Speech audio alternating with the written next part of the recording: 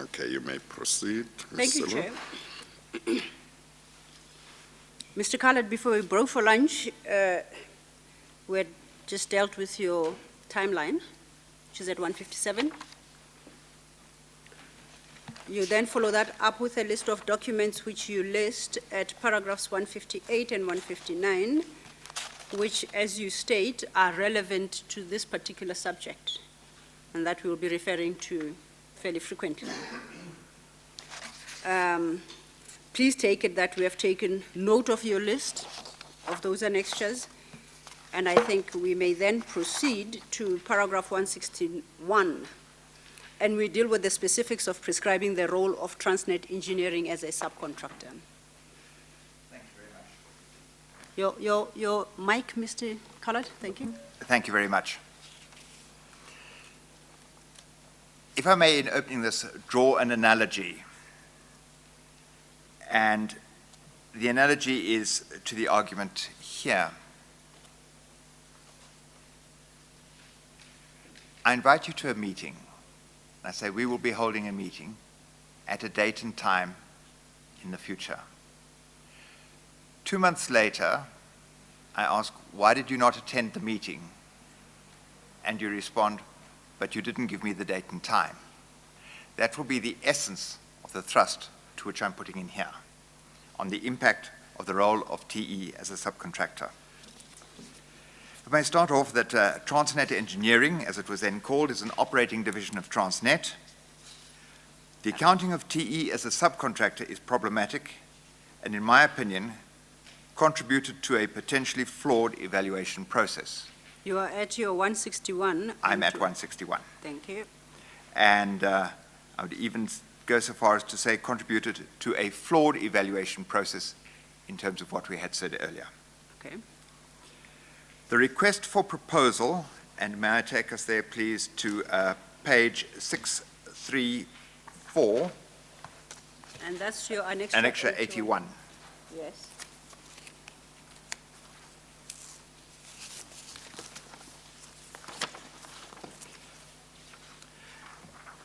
Annexure 81 is from the request for proposal, part 2.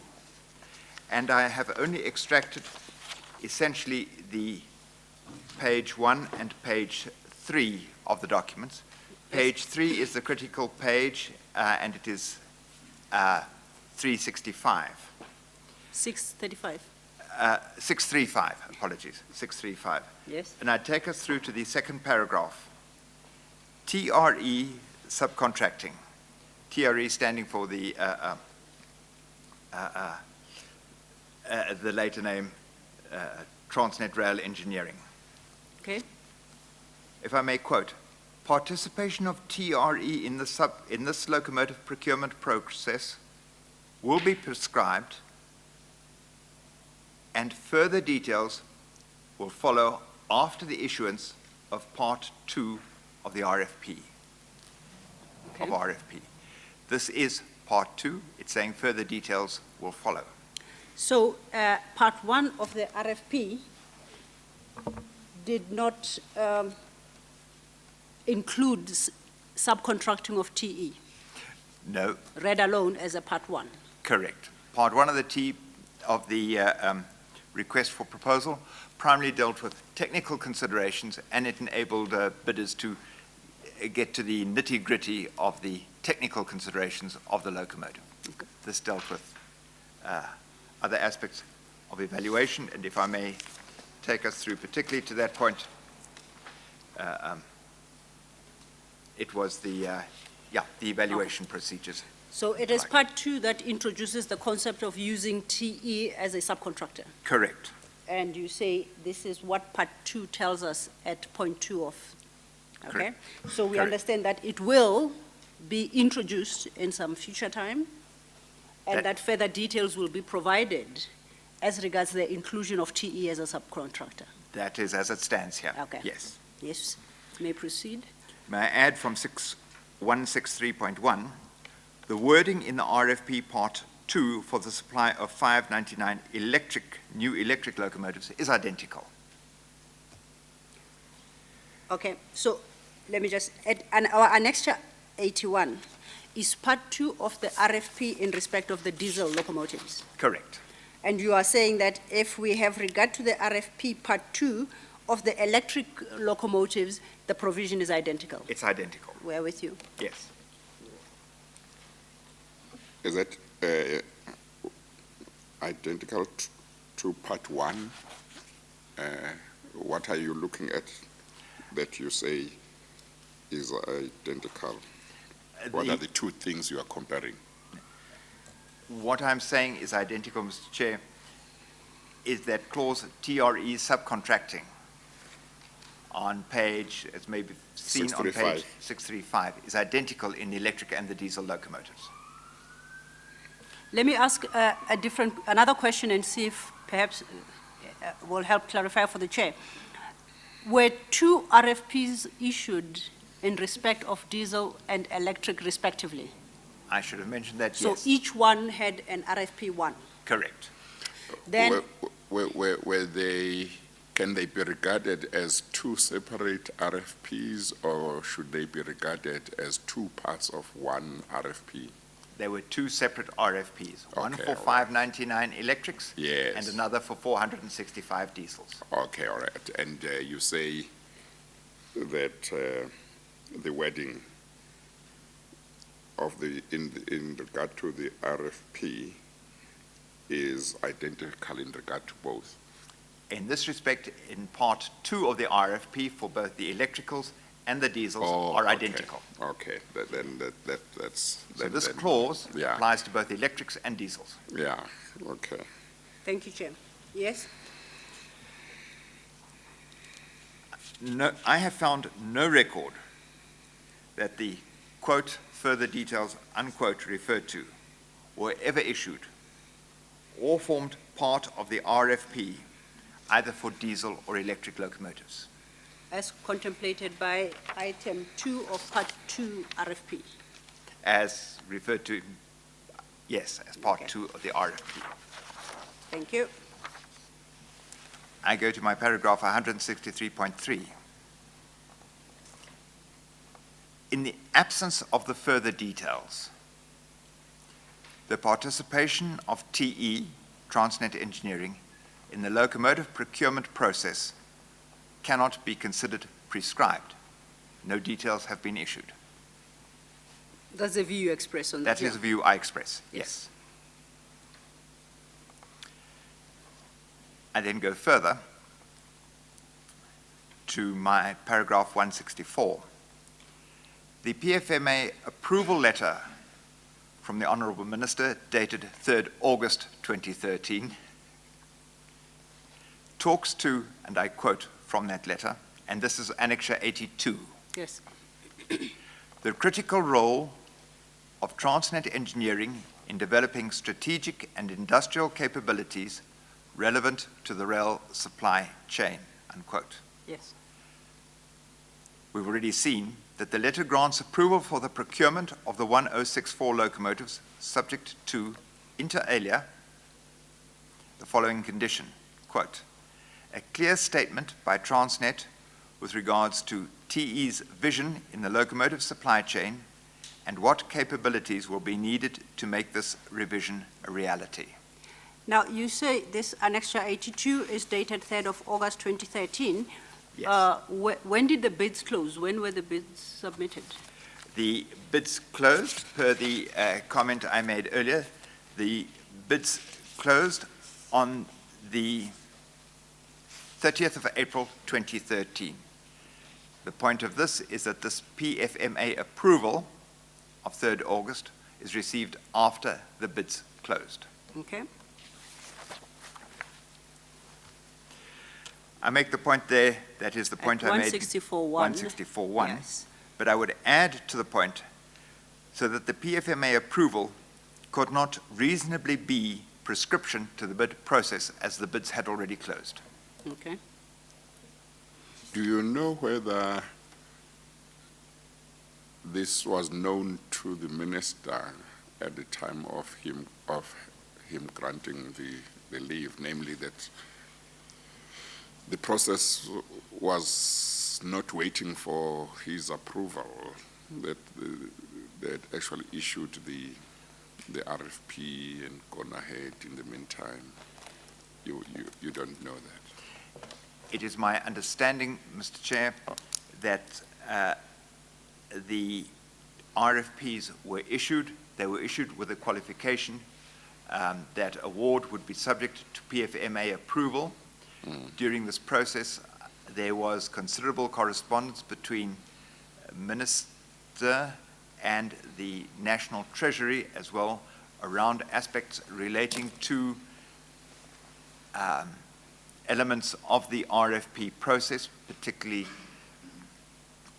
local content and, not local content, particularly relating to the evaluation criteria of the bids. I have not included in that here. That can be dealt with by others. I was addressing myself solely to the role of Transnet engineering in the process. But there would have had to be something quite urgent for them to do things this way, isn't it? Because if you issue an RFP in circumstances where you need the minister's approval before you issue, but you issue before you get the approval on the understanding, on the condition that the RFP is issued subject to the approval of the minister being obtained. If you then subsequently get the minister's approval, but it's subject to conditions that you might not have expected, then you might have to redo the whole thing. that would be a reasonable process, yes. Would say, I'm sorry, I did not get the requisite approval I was seeking to. I will have to cancel this bid process and reissue, given that my superior authority has imposed certain conditions. certain Yeah. requirements. Yes. Okay. Then, if I may just follow up on that, Mr. Collard, please have regard to your Annexure 82, which is the ministerial approval. And you stated that the bids had closed by 30th April 2013. Yes. If you have regard to the opening paragraph of that letter, the minister states, quote, I refer to the PFMA Section 54 application dated 2nd May 2013 regarding the acquisition of 1064 locomotives. So, when the RFP was issued, the approval had not been sought. At the time that the bids closed, the approval still had not been sought. As per that letter, that approval is only sought on the 2nd of May. I believe that was the point I made when I said that the bids, the first RFP was issued on 16 July 2012. That was per my item 157.1. Yes, that attests to that point. Okay. You conclude on this point to say,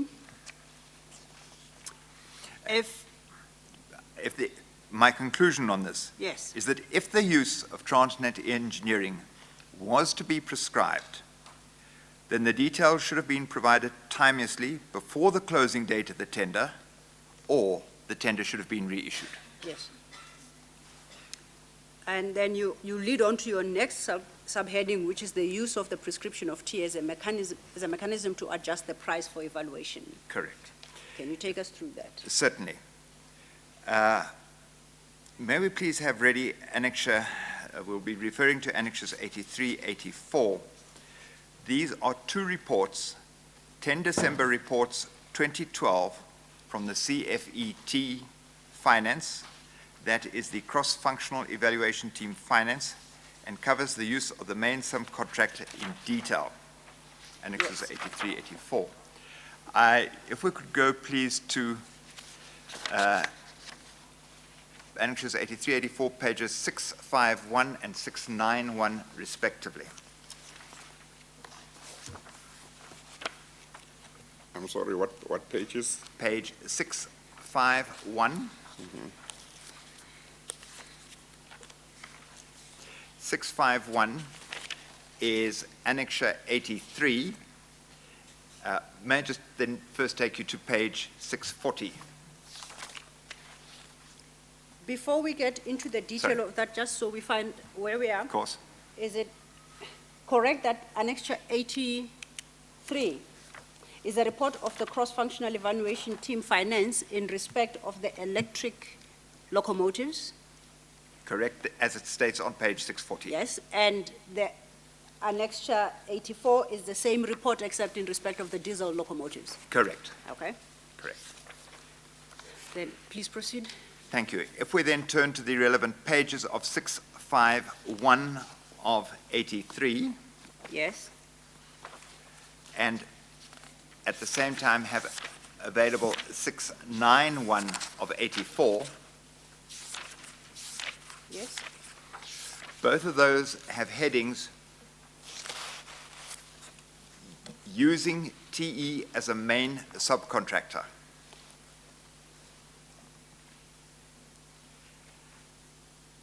And I would quote from this, and I would quote from this under my paragraph 167. Sorry, Yes. under paragraph 161.1. Under the heading, using TE as a main subcontractor, it states, inter alia, that the RFP Part 2 dictates as follows. Participation of TRE in this locomotive procurement process will be prescribed. That is in the first bullet point on 651 and the first bullet point of 691. yes. This statement was not qualified. And under the same heading of using TE as a main subcontractor on page 12, it reads, and this holds for both diesel and electric. And the page 12, sorry if I may, is a numbered page 12, but on our pagination is Sorry, 651. number page 12, but it is still on 651 Yes, and 691. It is, and I'm quoting there from the second bullet on those pages.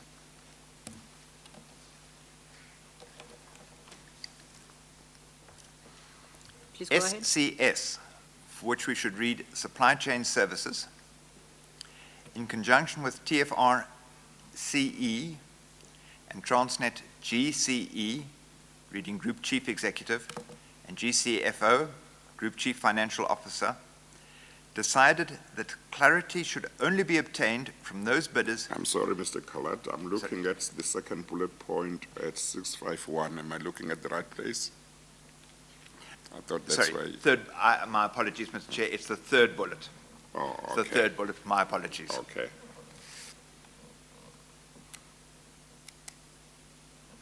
Yes, we found the third bullet. Third bullet, Yes. thank you. Yes, you can And I- continue. Repeat from there, SCS in conjunction with TFR, CE, and Transnet, GCE, and GCFO, decided that clarity should only be obtained from those bidders who included TE as a main subcontractor. The clarity request was to establish what proportion of the bidder's price related to the use of TE. I move on to the next bullet. Accordingly, the methodology provided to CFET Finance was that all bidders should be evaluated, excluding the use of TE as a main subcontractor, in order to normalize the base on which to evaluate price. Before you comment on these, on the bullet points you have read into the record, can I get an understanding here? The fourth bullet point reads, accordingly, the methodology provided to CFET Finance. You see that? Yes. Do we know who provided that methodology? In answer to that, I would go to 168.2, Yes, where I say from the wording of the report, it is reasonable to conclude that CFET Finance were directed in the pricing methodology. Who directed this pricing would reasonably come from Supply Chain Services in TFR, Transnet Freight Rail. so in response to my question, definitive answer can only be obtained from CS, from supply chain. From Supply Chain Services and the head of Supply Chain Services. Thank you. May proceed? Thank you. I'd just like to cover point 168, that in both the reports referred to above, under the heading of matters of approval of the steering committee, the CFET finance request inter alia, and I quote again from the report, approval of the price methodology provided to the CFET finance for evaluation purposes to include the impact on price. My interpretation of this is that the CFET finance team said, we understand this directive you've given to us, but it should be taken as a matter of for approval to the Locomotive Steering Committee. Mm-hmm. I have deleted the paragraph 168.1. I have subsequently found that there was an approval for this. An approval. There was an approval. Okay. My understanding, there was an approval. And the approval, just for completeness, is by the Locomotive Steering Committee. No, the approval I pick up was from the Board Acquisitions and Development Committee in its meeting in February 2014. And That's the Board Acquisitions and Disposal Committee. Yes. Okay, I think you said Development Oh, yeah. Committee. Development, my apologies. the second Slip of the time tongue. actually he makes that mistake. Thank you, Chair. If you turn to page 665, and I'm doing this because I would like to have an appreciation of what the process is. Yes.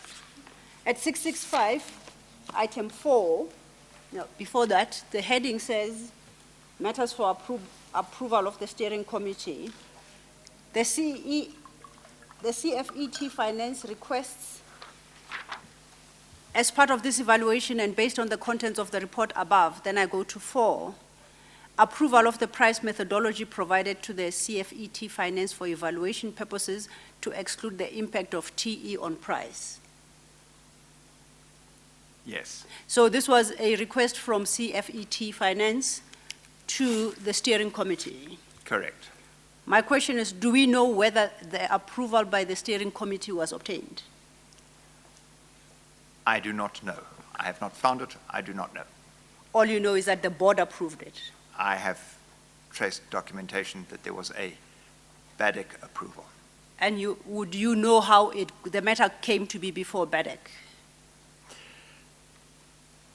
There was a memorandum to BADC outlining the increase in anticipated price of the transaction, and it, if I recall correctly, it was included in that because that was how BADC came to approve it. In that context, okay. Thank you.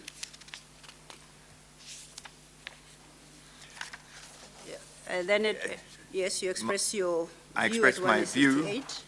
in 168.3 that I believe this direction to the CFET was wrong, as according to my reasoning, the role of TE was not prescribed. Yes. Now, overleaf, you then seek to demonstrate to us how this TE pricing methodology was actually applied to the bids. Yes. Please. Before that, what would you say were the implications of TE not being prescribed? At a practical implications, if any, in this whole project. If TE were not to be prescribed, there are a number of facilities in South Africa or bodies which could provide complete locomotives. If I may use an example, Mitsui could assemble and provide a complete locomotive without using TE. Other locomotive suppliers like General Electric, if I may use them, were providing Transnet Freight Rail with locomotives, but they were using TE as a subcontractor. They could have used alternative subcontractors as part of the final assembly and commissioning work. I refer back to the discussions which we had with the team with Mr. Singh when we were debating on whether the role of TE or not should be included in the process documents or not. We held that, and if I may recall to that, that we held we should be neutral on that. if the role of TE was to be prescribed, then it would have a implication on the OEMs as to directing them to only use one subcontractor, and that would be Transnet Rail Engineering. And they would not be able to use facilities and or organizations of their choice. They would be obliged to use Transnet Rail Engineering if it was prescribed. The use of an alternative to TE, could it push the costs up or not? The use of an alternative, or not, in other words, not using TE? It could push the costs up, Mr. Chairman, but I think, as will be seen from here, it would have led to a reduction in costs if Transnet Rail Engineering were not used. Oh, okay, okay.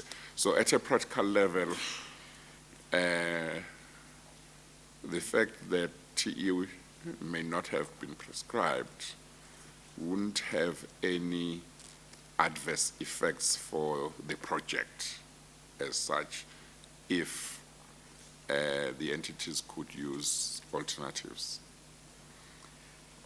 I submit that if the entities could use alternatives, we could have procured the locomotives at a lesser price than by using TE as a main subcontractor. Okay, thank you. Now, before we apply this TE pricing methodology, let's just take a step back to the RFPs. In respect of electric, let's deal with electric locomotives. How many bidders submitted bids? I have highlighted there were 7 bidders for the electric locomotives. Now, did all bidders cater for the inclusion of TE as a subcontractor? No, not all of them. So some included TE and some did not? Some included TE and some did not, correct. Do you know why that difference? Why some did not include TE? I cannot talk to that definitively, but bidder 7, that was Mitsui, had a fully fledged manufacturing facility. They did not need TE to deliver a locomotive. I interpret that they were comfortable with their own facilities. Other bidders did not have access to manufacturing facilities and approached Transnet Rail Engineering to see if they could build the locomotive or assemble the locomotives for them.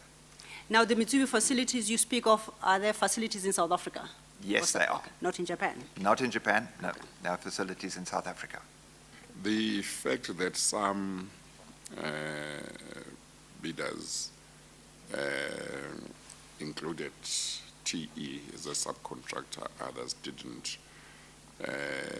does it not point to the possible correctness of the view you express at 168.3, namely that TE was not prescribed? Because if it was not prescribed, they would have felt that they were not obliged to include TE as a subcontractor. I relate that to my earlier opening analogy, Mr. Chairman, which said TE will be prescribed, details to follow. If the details did not follow, and by the time the bids close, am I prescribed to use TE? Yes. You've invited me to the meeting, but you haven't told me the date and time. Yes. Therefore, I do not feel prescribed to use TE. Yes. I equate it to that analogy. Okay. Thank you, Chair. Okay, then let's turn to the application of this TE pricing methodology to the bids. All right. I'd like to first address the 599 electric locomotives. Okay. Page 12 of Annex 83 described how Freight Rail Supply Chain Services normalized the bid price between those who used TE as a subcontractor and those who did not use TE as a subcontractor. Could I direct us then please to Annex 83, page 12, which is 651 in the bundle. Yes.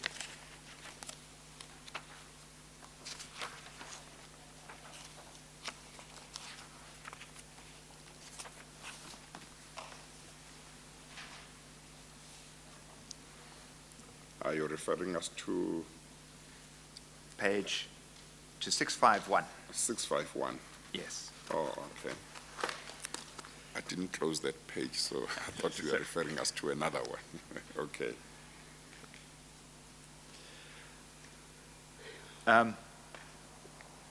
If I may, I will take it first through as I have it in the statement of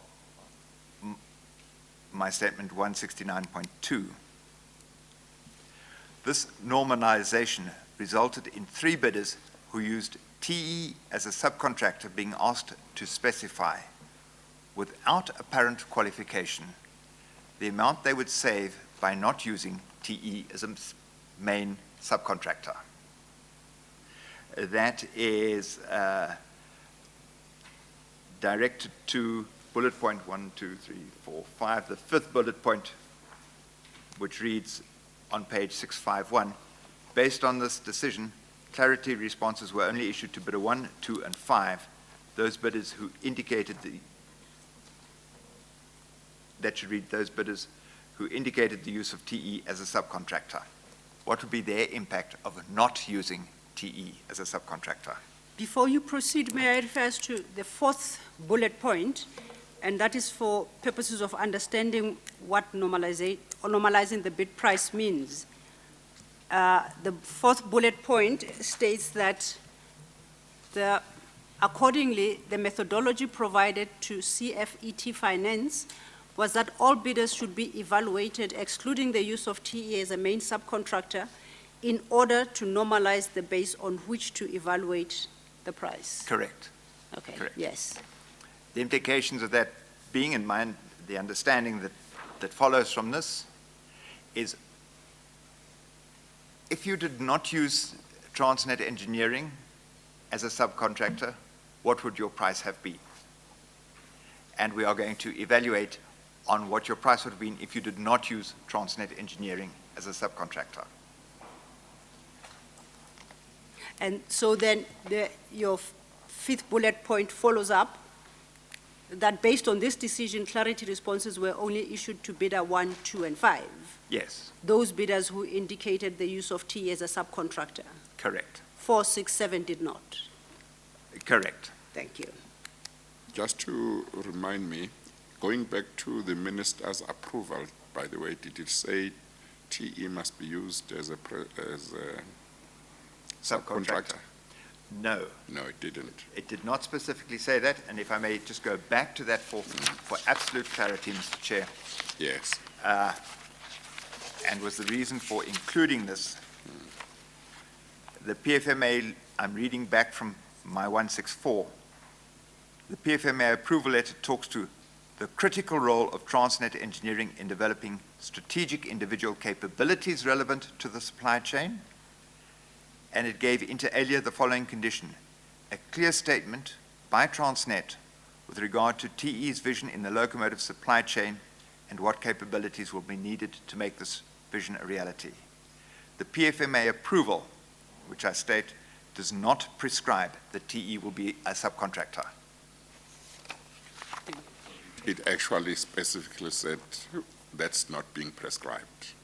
TE is not being prescribed as a subcontractor. It asked for a lot of deal around it, but it did not Yes. prescribe TE as a Yes. subcontractor. Okay, okay. So what was being done now when the bidders were being asked to say what their price would be if TE was not a subcontractor, was this being done in the light of the ministerial approval, not including that TE be prescribed? I will You wouldn't be jump to sure. the conclusion, Mr. Yeah. Mr. Chair, Yeah, but I believe that this process was flawed, yes. and because of this process, we're asking selected bidders who'd used TE Yes, to quote without qualification, yes. what will be your price if you did not use TE, Yes, artificially influenced the evaluation of the bid price. yes. Okay, That's where this is leading to. thank you. Thank you, Chair. Yes, we were dealing with the with page 651, your annexure 83, having dealt with bullet points 4 and 5. Thank you. If I may revert back then to my statement of 169.2, my paragraph 169.2, Yes? and repeat again, this normalization resulted in 3 bidders who used TE as a subcontractor being asked to specify, without apparent qualification, the amount would save by not using TE as a made subcontractor. Yes. Page 13 of that same report, and that is Annex page 652, Yes? describes confusion relating to bidder 2, that is CSR, using TE, and whether the amount they would save was 3.48 million or 5.490 million. Yes. To clear up this confusion, page 13 further describes a telephonic conversation with bidder 2 on the evening of the 4th of December 2013, which resulted in a 2.01 million difference. That is the difference between 5.490 million and 3.480 million being declared a discount. That 2 million was declared a discount. Supply chain services, then based on discussions with the group chief executive and the group chief financial officer, advise the CFET team that the evaluation should proceed excluding this potential discount.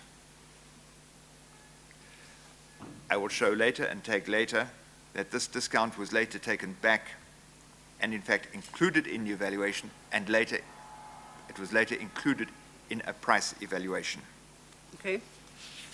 But I would for the moment then go to page 13, my 169.6, page 13 states that the impact of excluding TE from the normalized base price as follows. And we will see there that bidder 1, that was Bombardier, was afforded a Well, Mr. Collard, let's be consistent with the page numbers. Are you using the report page number? My apologies, as opposed Mr. Chair. to the I'm using automated one? the report page number, my statement page number 44. I'm referring to the table there, which is the same table is at the bottom of page 652. I've extracted the same table. Okay, thank you. Yes. Yes, Mr. Collard? What this table shows is that bidder 1's price was now favorably influenced by 1.9 million, rounded figures, and bidder 2, CSR, by 3.48 million in the price evaluation process. So are we then to understand that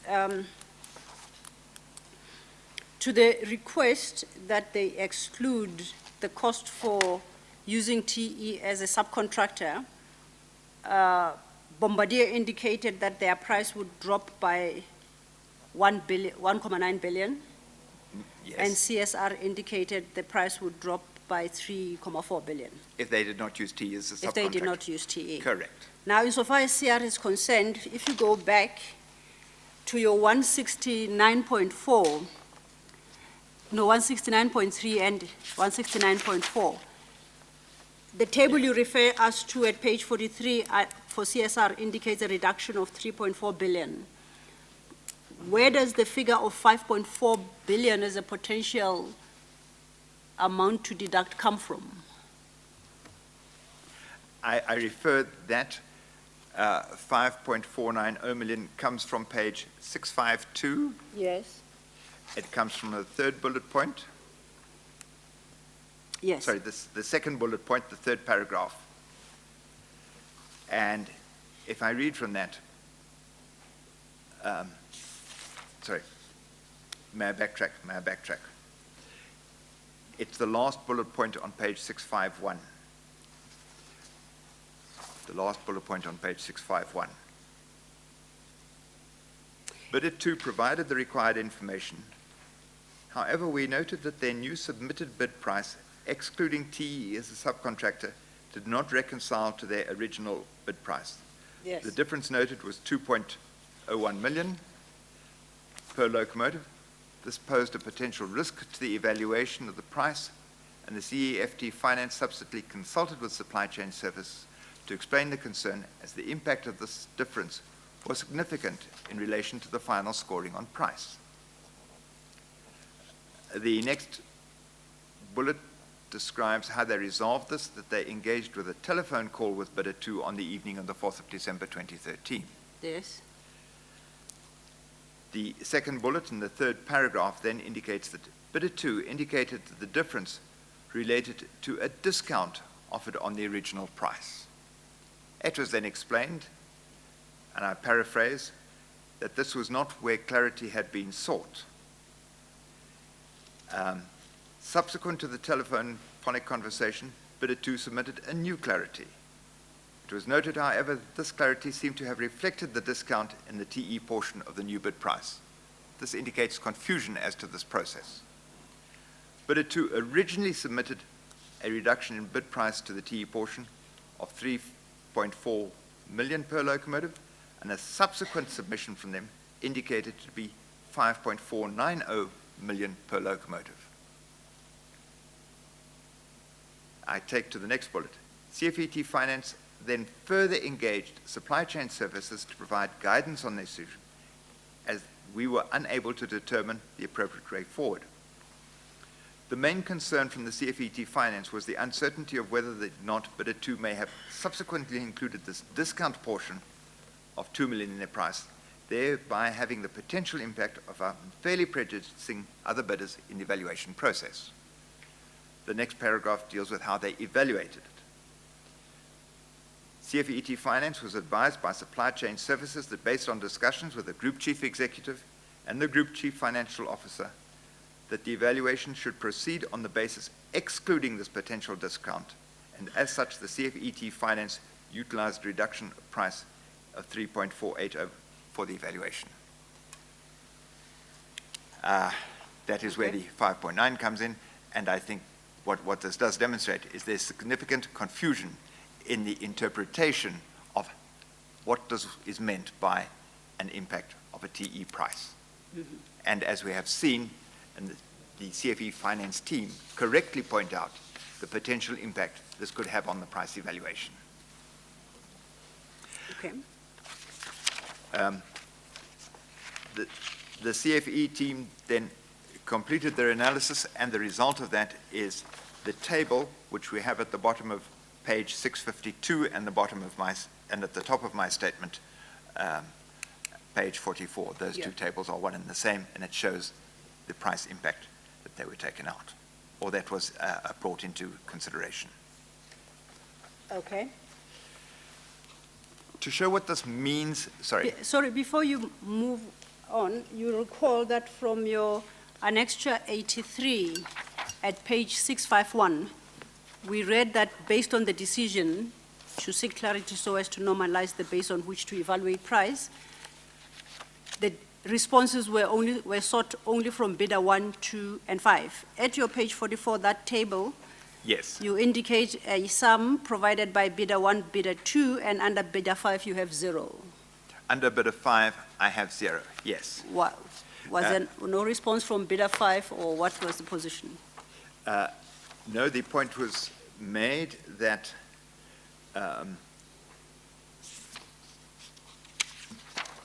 if I may take you through there to page 651. Yes. The second last bullet. The sub-bullet point. The sub-bullet point. Yes. Bidder 5 provided the required information and indicated there would be no impact on the bid price per locomotive if TE was not used as a subcontractor. Okay. Effectively saying, no change. So bidder 1 is Bombardier, bidder 2 is CSR, and remind us please, bidder 5 is? Okay, we will track it down. We'll track it down. But we know that there is no change whether or not they use TE. Correct. Then you may proceed. Thank you. If I may then take us to how this was used, and I deal with this in page 44, my paragraph 169.7.1. Yes. The TE component subtracted above, sorry, correction. May I go to 169.7? Page 40 of the CFET report, and page 40 is page 769. 679. 679 Yes. of the pack. Chair, and Mr. Collard, at paragraph 12 of your supplementary statement, you state that you introduce a legible copy of that page, Chair, and it is in the supplementary bundle marked just as Annexure 83, page 679A. And that would, Chair, appear at page 23 of that supplementary.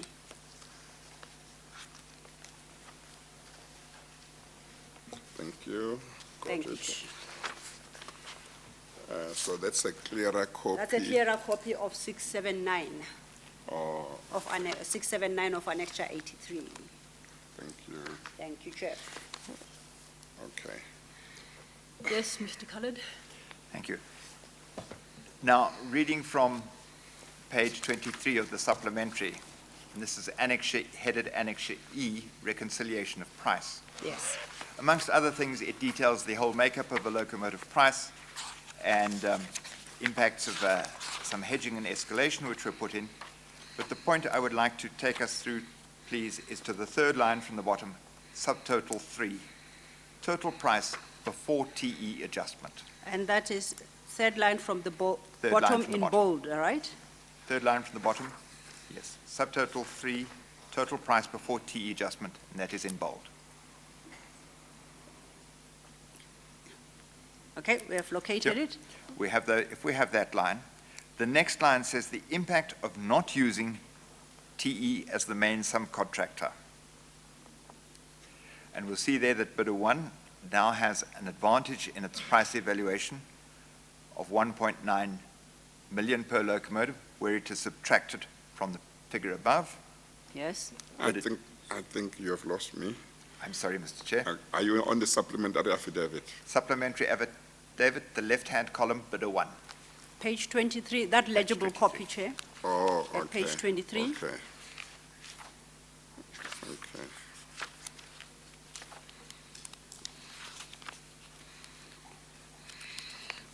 Okay, thank you. And you started from the bottom and you say we should look at the bottom of that table, third row from the bottom, subtotal 3, total price before TE adjustment. Correct. Okay, then you can take it from there, please. If we look at the first column, bidder 1, it is 34.7 million rounded. Yes. We then have the next line, which reads the impact of not using TE as the main subcontractor. Yes. And in there, we now have minus 1.9 million rounded. We then have a line which is called price used for evaluation, which is now 32.8 million rounded. So that price for impact for not using TE is subtracted from the original bid price Correct. to get a new price for Correct. evaluation, okay? A similar process follows in column 2, That's for CSR which now. is for CSR, where the total price before TE adjustment is 38 million rounded. Mm-hmm. Subtract 3.48 million, Yes, giving a new price of 34.7 million rounded. The important part I wish to highlight here is that this is now a price used for evaluation, and it will seem to be carried forward in subsequent documents and conveyed further into the organization, which I use this to illustrate the point which I make on 169.8, my statement,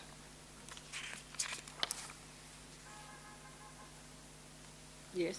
Still on page 40, comparing lines subtotal 3, total price before TE adjustment, with price used for evaluation, shows how the impact of not using TE as a main subcontractor favors bidder 1, Bombardier, and 2, CSR, as these prices are taken forward and, as stated here, prices used for evaluation. I take this forward to my earlier point, where I argued that TE was not a prescribed subcontractor, and I contend that it was therefore incorrect and flawed to bring TE in for evaluation processes when they were not, as a mandatory, as to bring TE in for evaluation when they were not a prescribed subcontractor.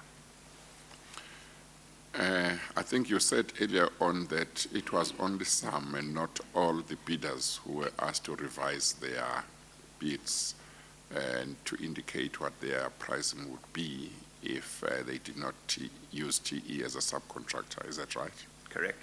Yes.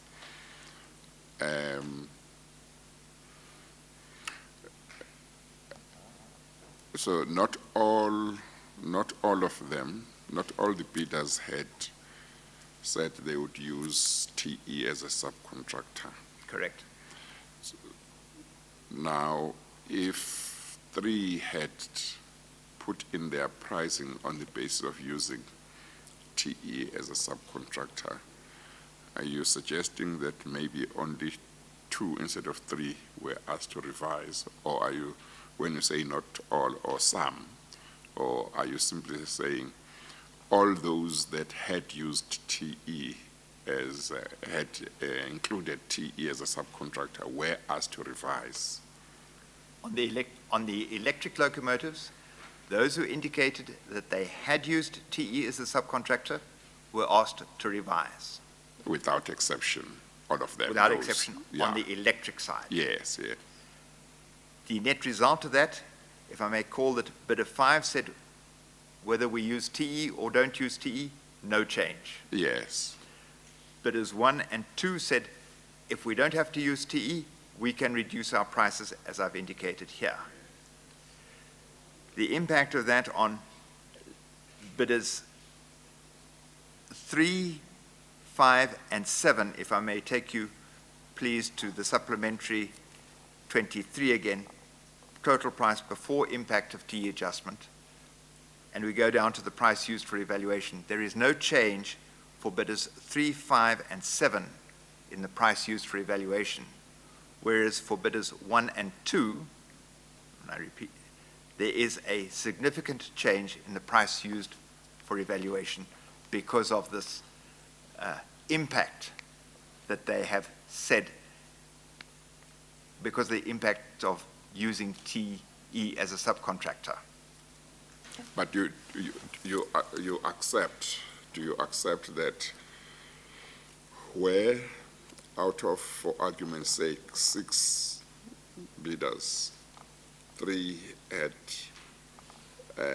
prepared their bids on the basis of using TE as a contract, as a subcontractor, whereas the other 3 had not used TE as a subcontractor?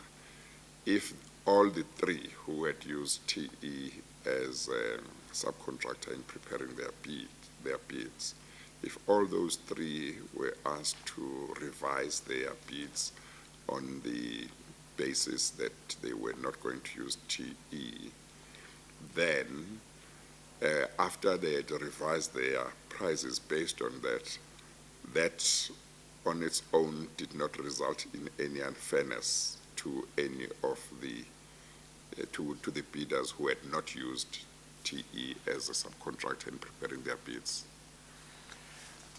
I make the point, later, Mr. Chair, that, and I don't know whether it would have made a difference or not. I cannot say whether it would have made a difference or not. The point I wish to highlight, that it was an incorrect principle that was being used for price evaluation. Whether it may or may not have made a difference is a point, I think, for further evaluation and examination in terms of all the criteria. I think from a first point glance at the pricing, I could take, and I refer to page 23 of the supplementary, that bidder 7's price remained the same, 33.6 million to 33.7 million, remained at 33.7. Bidder 2,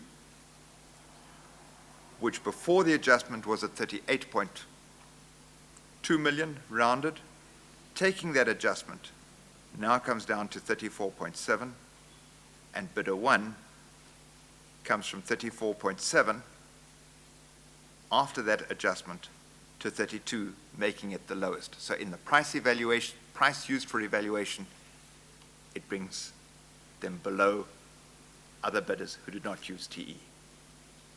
Yes, well, I may be missing something. I'm just trying to understand, because it seems to me, on the face of it, that the request to, in my example to you, to the 3 who had previously used TE as a subcontractor in giving their prices, the request that they should revise their bids or prices and put in prices based on not using TE as a subcontractor. It seems to me on the face of it that it's something that is seeking to put all of them on the same level, all the 6, in my example, all the 6 bidders, because what has happened is bidders have put in their bids on different understanding. Some have put it on the basis of using TE as a subcontractor. Others have put in their bids on the basis of not using TE. And that means, it seems to me on the face of it, that it means these bidders are not competing on the same basis, because there is this situation that the ones have included TE as a subcontractor because maybe they understood that it's prescribed. But I remember your example about come to the meeting without telling you the date. But they've included it, but others have taken the view that, look, because we were not given the details, it means we can regard TE as not prescribed, therefore we'll use other subcontractors or alternatives.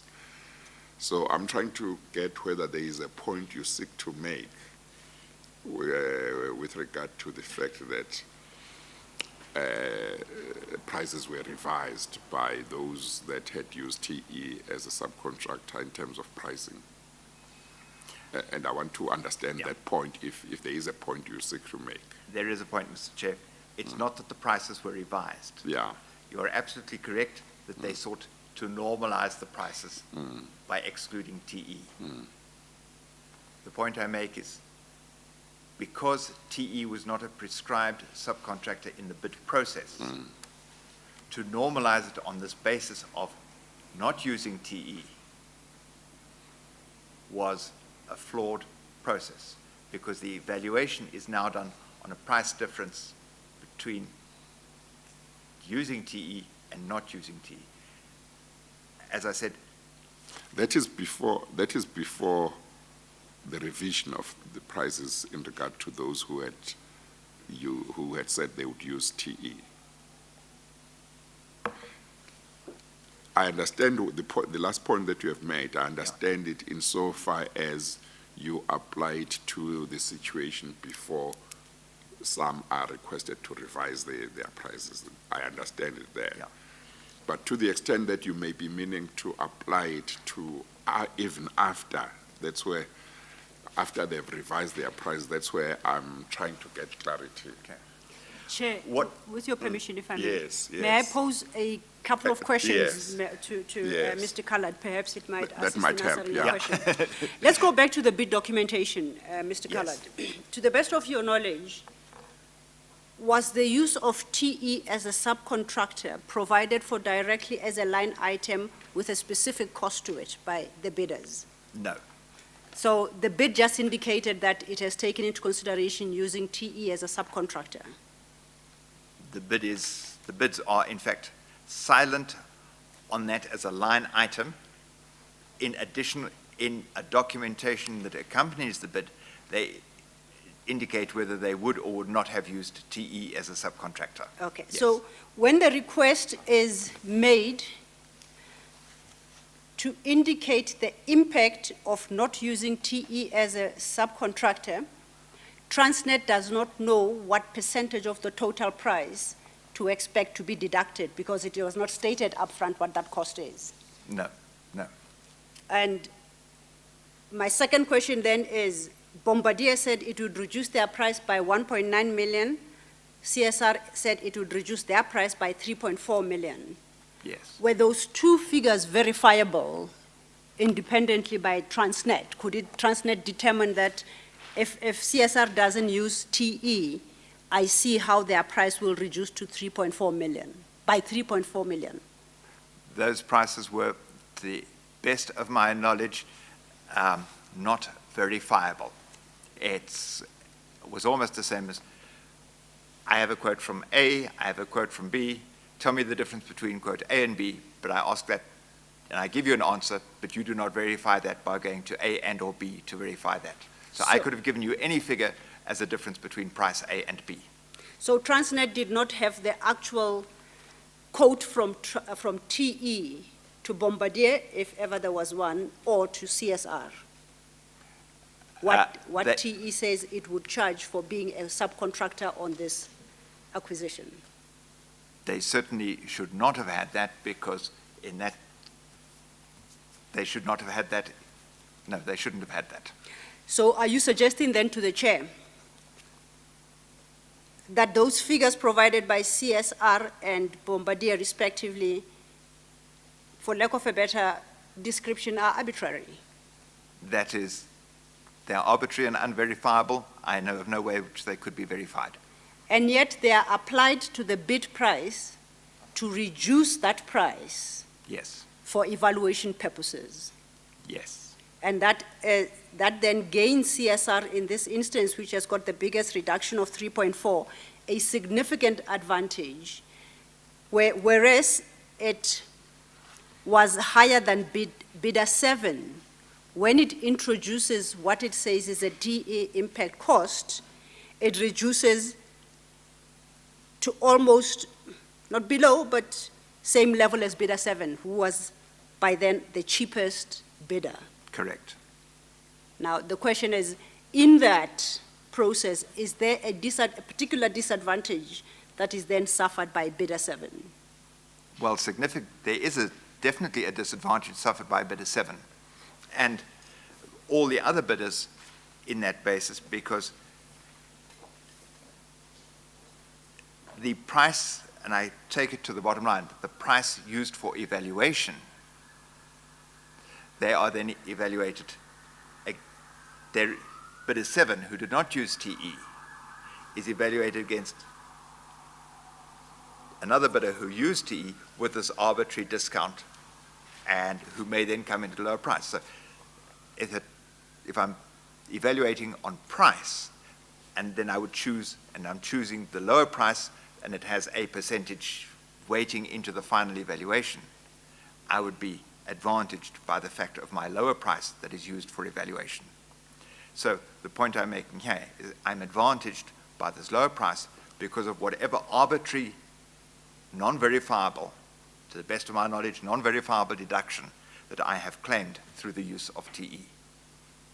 If the deduction had been verifiable and or quantifiable in other terms here, it might have been a different story, but it is unverifiable, unquantifiable, and TE was not prescribed as the use of a subcontractor. So the point I wish to make here is that we are evaluating the price using a condition which was not in the bid documents. But in the end, the evaluation is not made on the basis of a factor that was not supposed to be taken into account. The factor that was not supposed to be taken into account is what happens if you must use TE as a subcontractor, as I understand your evidence. The Transnet was not supposed to make an evaluation made on the basis that a bidder was obliged to use TE as a subcontractor. Correct. Okay. Correct. Now, some put in bids which included that, TE as a subcontractor. Yes. Others did not include TE as a subcontractor. Correct. Now, how do you rectify this? Let's suppose that you realize as Transnet that a mistake was done because information was sent to bidders which suggested maybe that TE should be taken into account or would be used, but just more information was not sent. Or you just realize that due to maybe some mistake on the part of Transnet in one way or another, some bidders may have been misled into thinking they have to use TE as a subcontractor. You want to rectify this. It seems to be the easiest thing to do, to say maybe rather than start the whole thing afresh, let's say this factor which they shouldn't have put in should not be put in, and let's then evaluate everybody on the basis of not using TE as a subcontractor. Of course, when they take the TE factor out, they might put an alternative and then revise their price on that basis. Now, on the face of it, that doesn't appear to me to be something unfair, but it may be that it is. I'm just not seeing the point you are making. Could I perhaps try the flip side of the coin, Mr. Chair? Yeah. The basis for evaluation of the bids should be, for the purpose of transparency and fairness, should be clearly stated in the bid documents, that we all know the level playing field Yes. we're playing on. Yes. If the bid documents stated that the role of TE will be prescribed, and that documentation had been in which said you will use TE for assembly of the locomotives, let me use that as a simple example, for the assembly of the locomotives, then everybody would know that, and everybody would include a price from TE for that. What I'm putting forward here is that that condition was not in the bid documents. Because it is not in the bid documents, it is unreasonable to put that condition in after the bids have closed, after the tenderers have submitted their conditions, and evaluate them on that bid without telling all the bidders that this is going to be how they are going to be evaluated. We find no correspondence to say that this is how the bidders are going to be evaluated.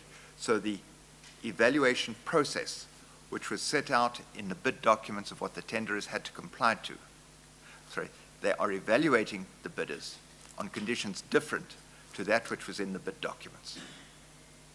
And that is the... Okay, we'll move on just now so that we are not detained on this issue. you advertise a position for a job, and you say a bachelor's degree is required, is an essential, Yes. and you say, well, if you have got a master, an honors degree, or even a master's, that will be a recommendation, but it's not essential. Correct. But actually, the idea was from whoever your superiors were, we will evaluate on the basis of a bachelor's degree only. If you have sent anything higher, we won't give it any points. Okay. So you realize that now, okay, that is the position people have applied, but they are under the impression that if they have something more than a bachelor's degree, that will count, that may count for something. So you then say, well, maybe there was a mistake. We just want to tell everybody that actually we will not take into account anything above bachelor's degree.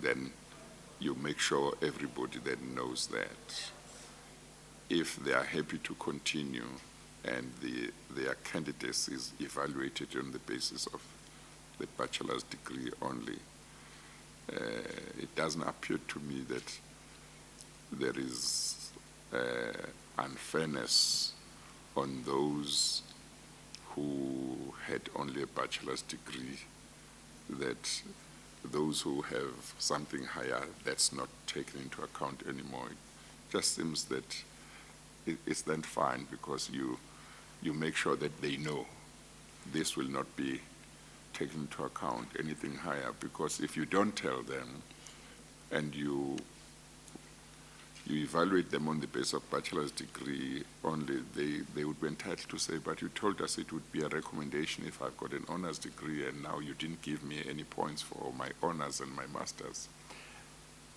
May I offer, using your same example, Yeah. Mr. Chair, and just turning it the way around? Yeah, We advertise the position saying for bachelor's degrees, saying masters and honors are a recommendation. But so we get some applications which have bachelor's degrees and some applications which have honors and masters.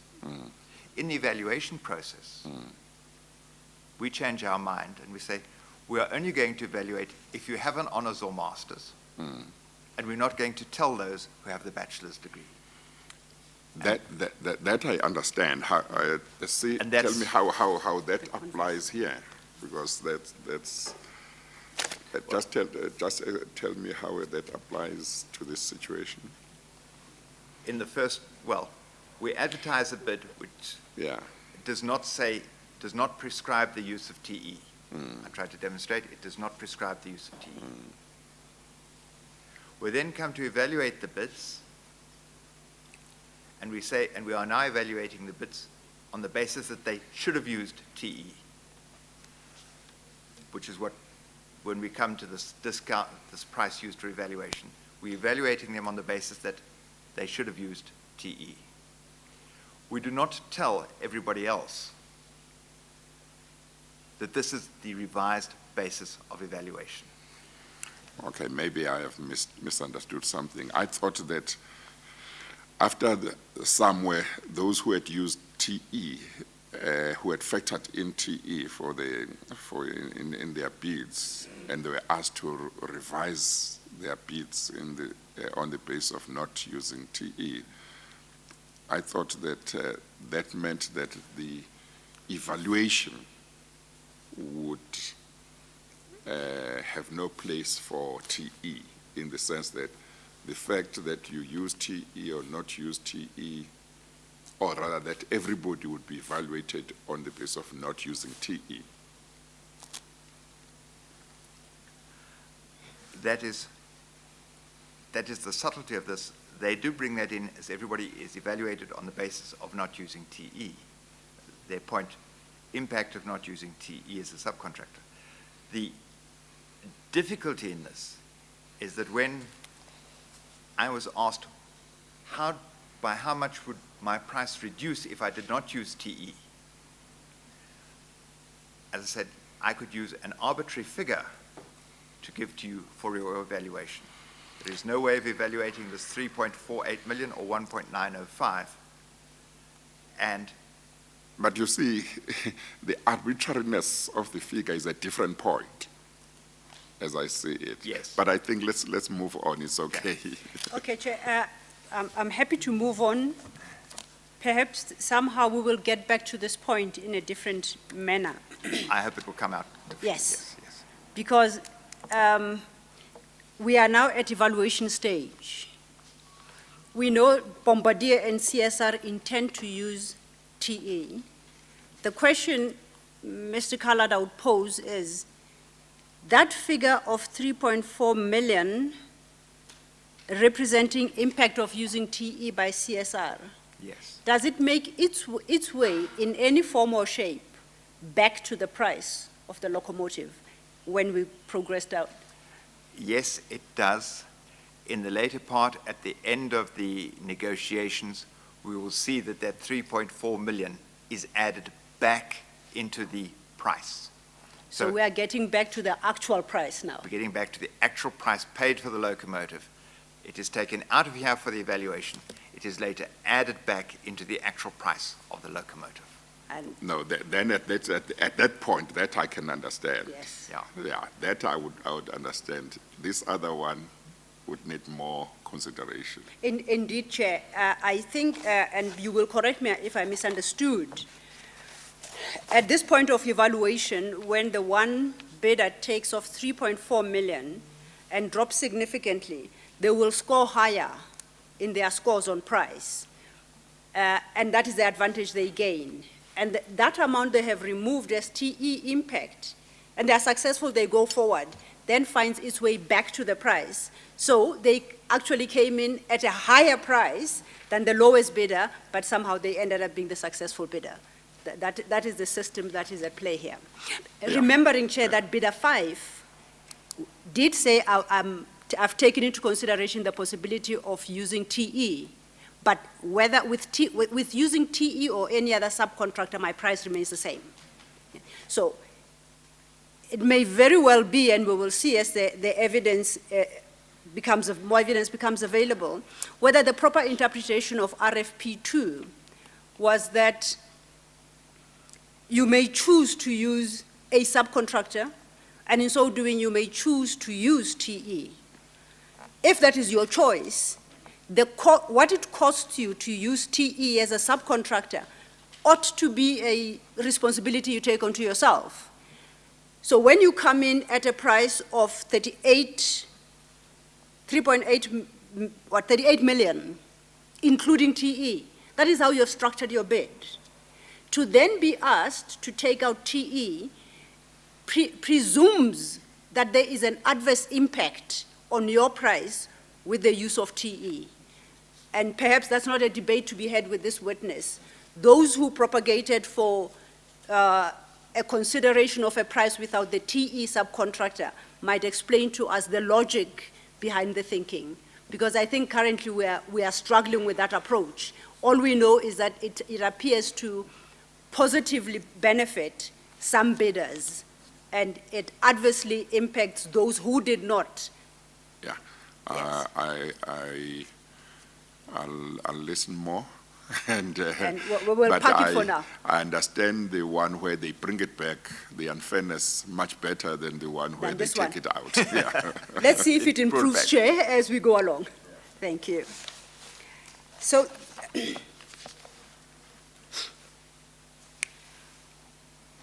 you deal from paragraph 117 with an exercise undertaken in respect of the diesel locomotives. Yes. And it's more or less the same. It's more or less the same. It's more or less the same. You, however, in your supplementary statement,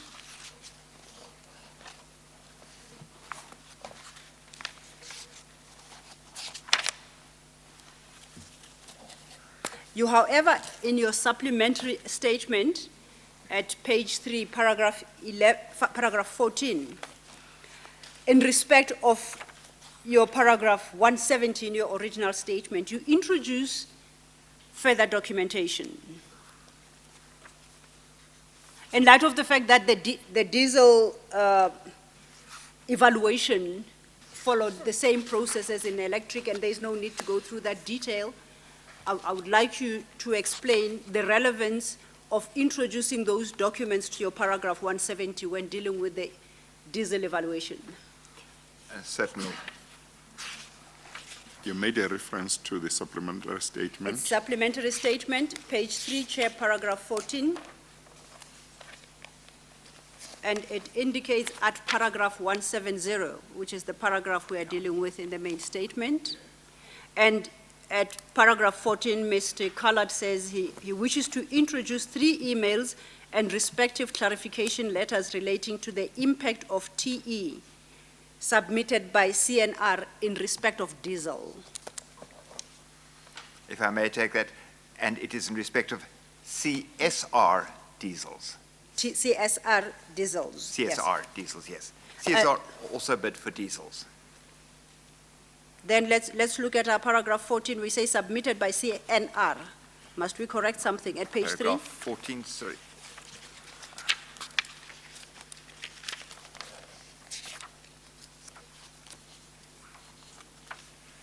My apologies for that slip up. That should read definitely CSR. Okay. That We should will read correct accordingly. CSR. Thank you.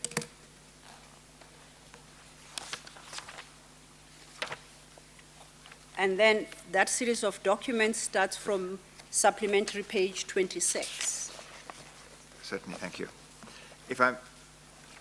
It starts on 26, and if I may 27. go to 27, please. Yes.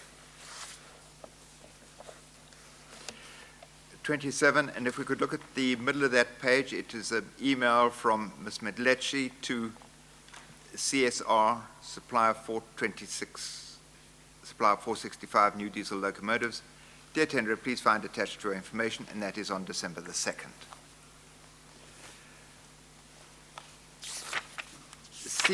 CSR respond on the 4th of December with a clarification letter to TFR, and this is in response to that letter. Please give us the impact of your price for not using TE.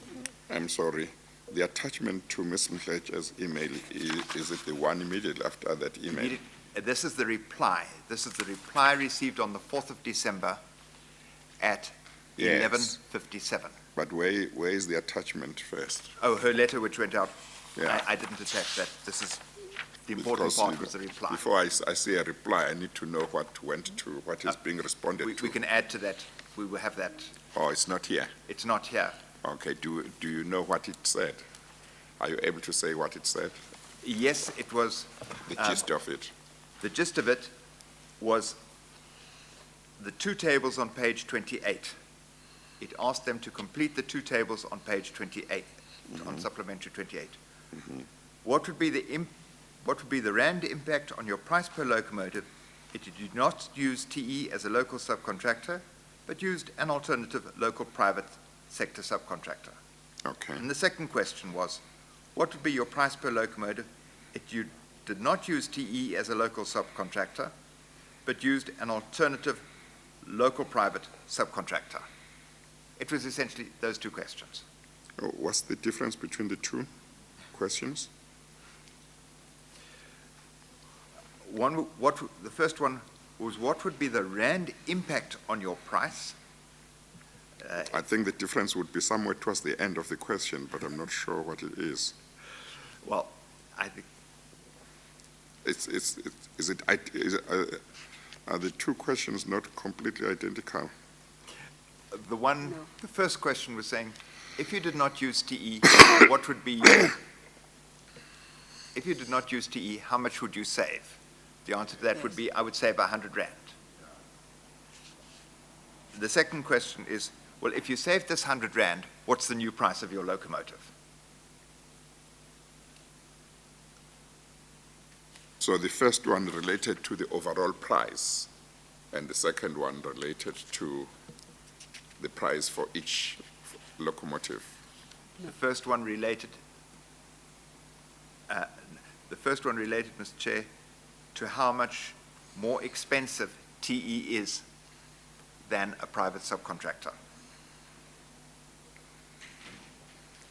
So the first one relates to what we have been dealing with, namely, Correct. Yes. if you disregard the use of TE, what would be your price? Yes. In effect, Yes. that's No, right. That's the the first one, Chair, if you disregard TE, how much should we deduct from your price? Yeah, but if you know what you must be deducted, then you know what the price would Yeah, be. then isn't that it? is the Yeah. second question, so therefore the Yeah. new price will be the Yes. second, in the second block. But what would be the rand impact on your price? Oh, the first one is also per locomotive, Yes. Yes. on your price per locomotive if you did not use TE as a local contractor, but use as an alternative local private sector. What would your price per locomotive be if you did not use TE as a local? No, I'm not sure. I thought I was seeing what the difference is. I'm not sure right now what it is. Okay, let's look at it again. Perhaps if we What would look be at the the first rand? one, impact on your price. Whatever impact, or the one wants an impact, On- the other yes. one wants an The actual price. now. But actually, by using, if you answer the first one, you can get Becomes to a the second mathematical- one yes. without, The second one should automatically should follow. automatically follow. Yes, okay. But they elected to pose the two questions. Yeah, okay, all right. And perhaps, as we shall see, it is not so obvious that if you remove the impact of the price, you can automatically calculate the other, as I think Mr. Callard will now demonstrate Yeah. for us. And the purpose of these three emails, Mr. Chair, is if we look at 27, supplementary page 27,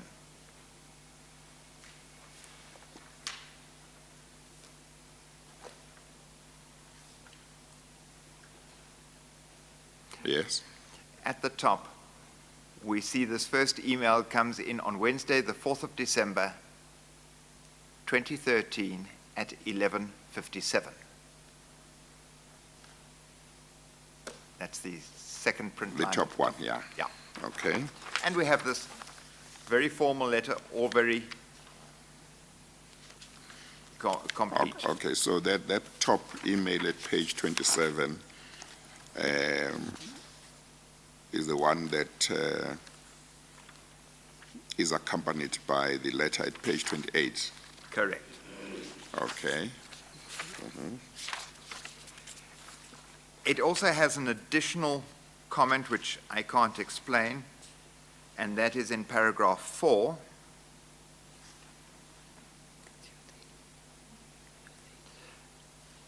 And I read, despite the aforementioned and in specific response to your queries, we provide hereunder an estimate of the information requested by you based on the revised figures furnished to you on the 29th of November 2013. I'm not sure where that comes from at all.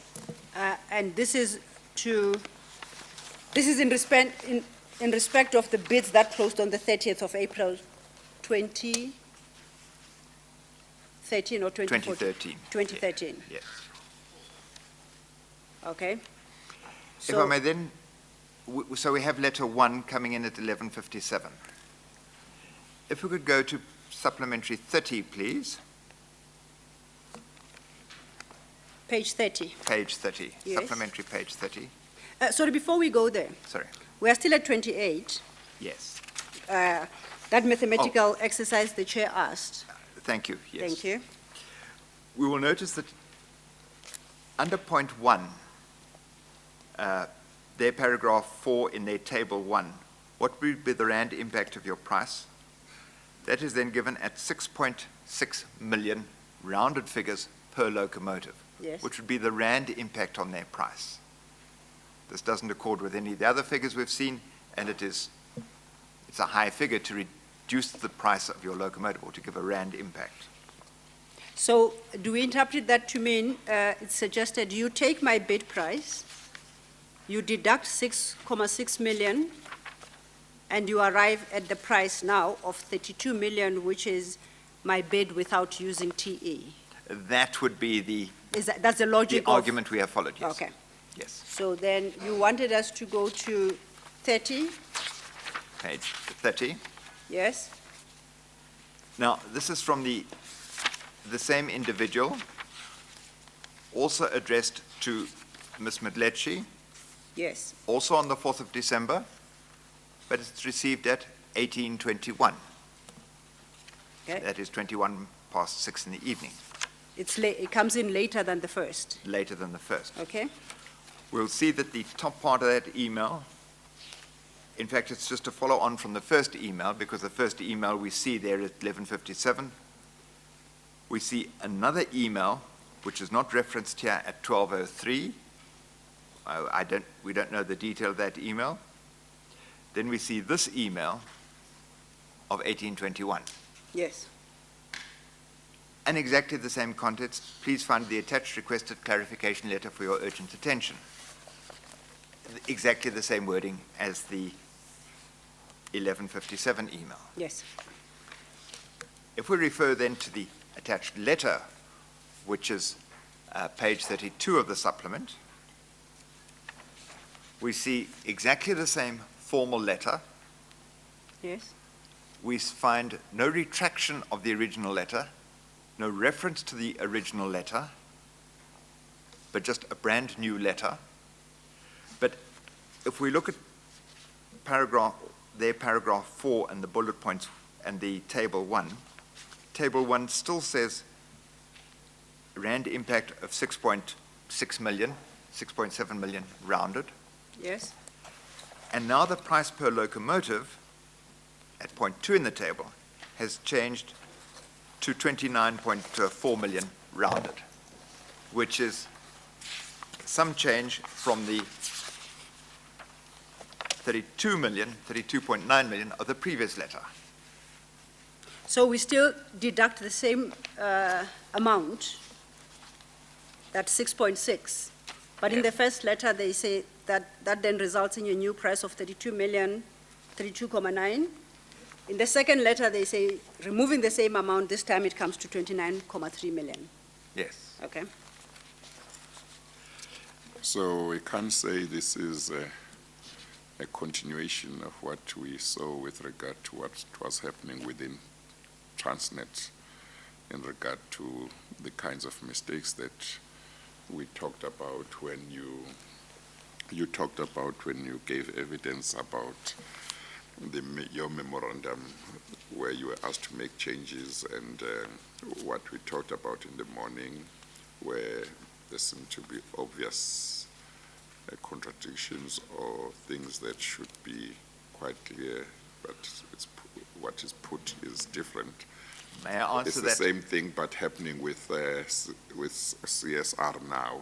What was happening with Transnet is happening with CSR now. Well, may I take you through the third letter, Mr. Chair, and if we could Yes. address your point after the third letter. Okay. We then have a third email, and this is on page 34 of the supplementary. Yes, Also the 4th of December, on the second line. It's now received at 19:44. The previous one was received at 18:21. We're now at 19:44, so we're about an hour and 20 minutes later. okay, And interesting, if we look at this trace of emails, we see an email of 6:21. That's on page supplementary 34. We then see an email of 6:38, of which I have no detail at the moment in this. We then see this email of 19:44, which reads, "Please find the attached once again, and apologies for the inconvenience." So we now Okay. have a third letter, and if we may go Yes. to that third letter, please, which is on supplementary 36.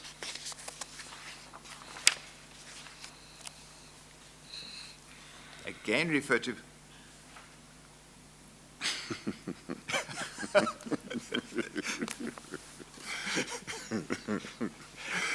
May I Yes. highlight a further significant difference, Mr. Chairman? If we look Sorry, Mr. Khaled, I know the chair laughed, but it must still go on the record. Apologies. Please address yourself to page 36. I'm addressing myself to page Okay. 36, paragraph 4. Yes. The above paragraph 4, notice that there's been a subtle change now in that, whereas I previously highlighted 29th of November 2013, paragraph 4 now reads, despite the aforementioned and in specific response to your queries, we provide hereunder an estimate of the information requested by you based on the bidding figures furnished to you on 30 April 2013, which was when the bids closed. Yep. Changed from the 29th of November of the first letter. I wish to highlight that. Then we come to point 1 in the table, and the Rand impact figure now becomes 1.5 million rounded. The price per locomotive is now 29.4 million rounded. Your point you made before I came to this, Mr. Chairman, is this the same? I submit that this illustrates the point you were making, that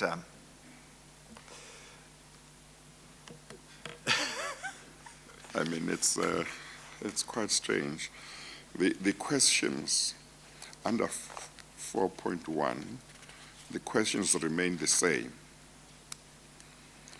And they are responded to in a letter that, save for the figures, seem to be identical, save for the figures and maybe some few words. Yes. So, but the question in regard to the first one, the answer to the first question is that it's 6 million, 6.6 million rounded to the nearest figure. And then the second figure, the answer to the second question is 32.9 million rounded. And then you go to the next, that was at 28. Then at 32, same questions, 1 under 4. The answer given is 6.6 million rounded. To the same question, number 2, the answer is now different. It's 29.3 rounded. You go to the last one at 36. Answer to the first question is very, very different now. It's 1.5 million rounded. And then you go to the second question. The answer is now different.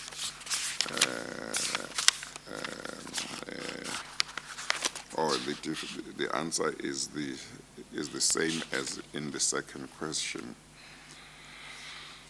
So, in effect, if you look at 28, they say if you deduct 6.6 million from their price will be 32.9. And then in the second one at page 32, they say if you deduct 6.6 million from their price will be 29.3. And in the third one, they say if you deduct 1.5 million from their price will be 29.3. That's the mathematics. Yeah. Yes, Mr. Chair, if I may add the point. Yes. These are all appear to be official letters dated, stamped by the appropriate authorities. They're all dated the same day. Not one letter refers to a retraction or cancellation of the previous letter. And they are written by the same person, is that right?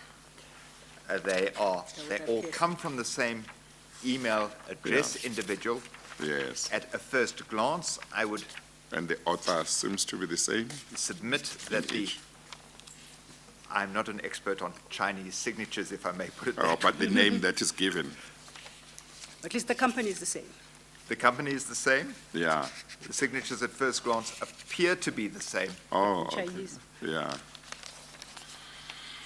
Yeah, no, it's. And then, if I may just round up on that, you indicated that these clarifications were in response to a further telephone call to CSR of the 4th of December, when they appeared, their first clarification created problems, and that is at page 692, which is annexure 84.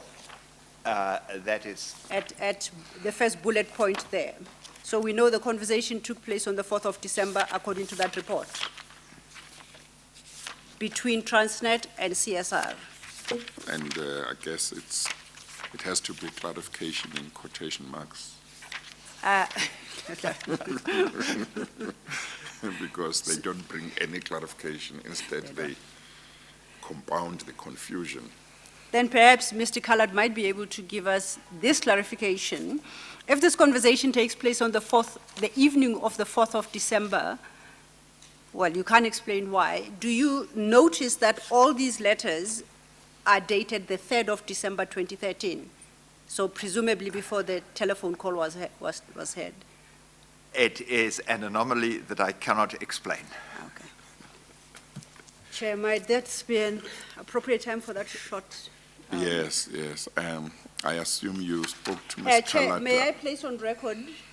I assume you spoke to Mr. Callard about us going Yes, up I to did. 5? Yes. I That's did. acceptable We are fine, to you? Mr. Chair. Okay, thank you. Chair. Yes. Thank you. All right, we'll take a short adjournment now, because we'll go on until 5. We'll take a short adjournment and resume at 5 to 4. Thank you. We adjourn.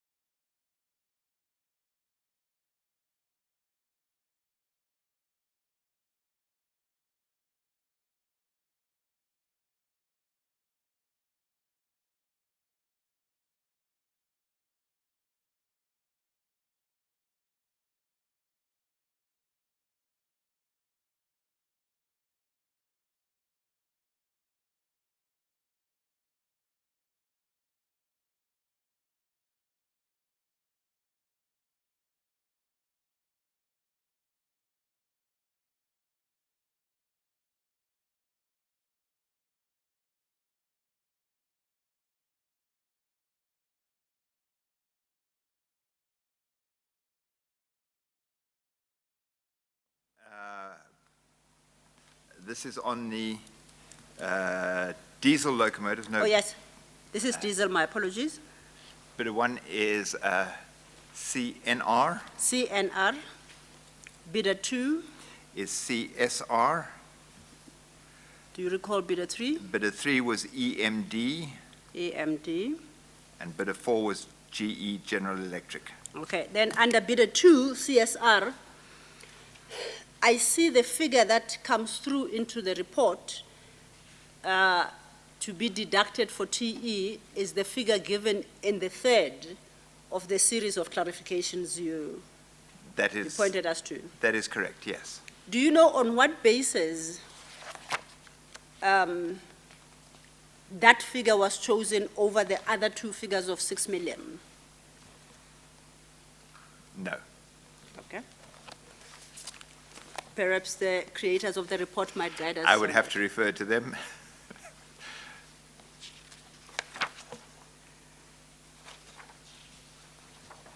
We then move on to the observations you make of the impact on TE pricing on the electric locomotives.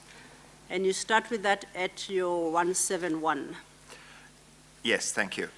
And for 171, which talks to page 23 of Annex 83, which is page 662 of the bundle, I'm dealing here with the electric locomotives. Yes. 662.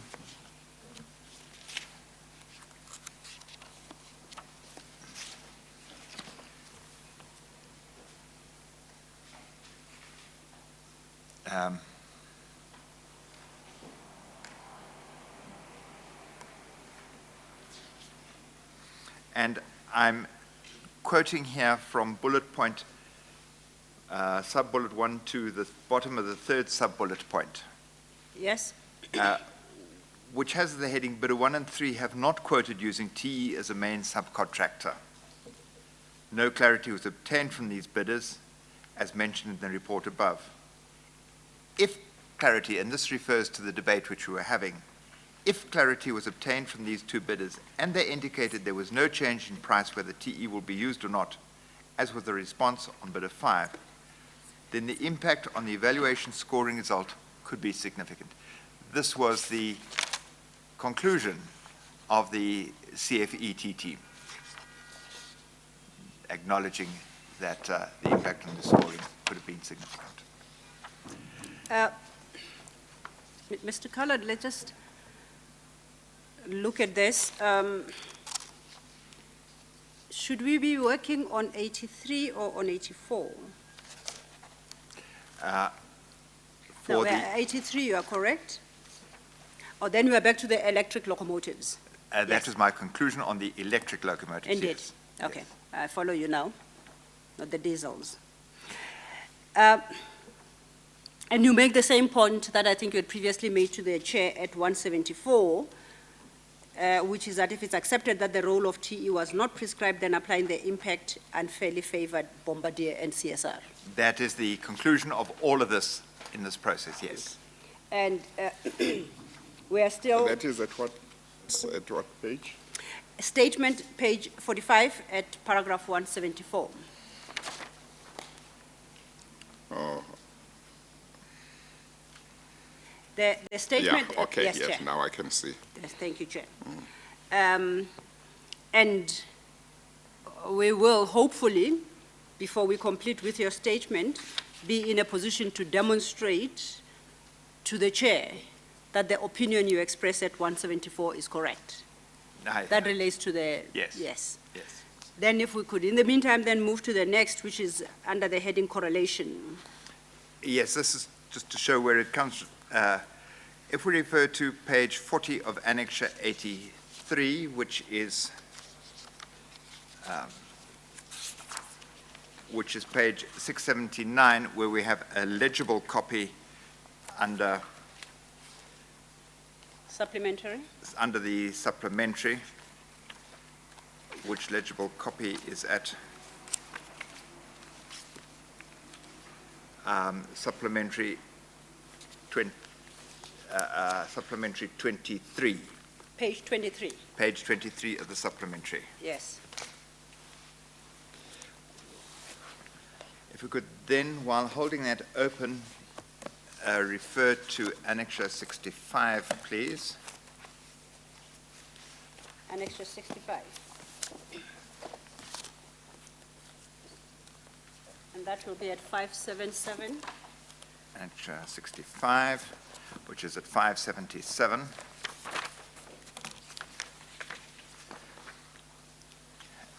And to give context, Annexure 65 is a report from the cross-functional evaluation team dated the 15th of January 2014 to the Locomotives Steering Committee.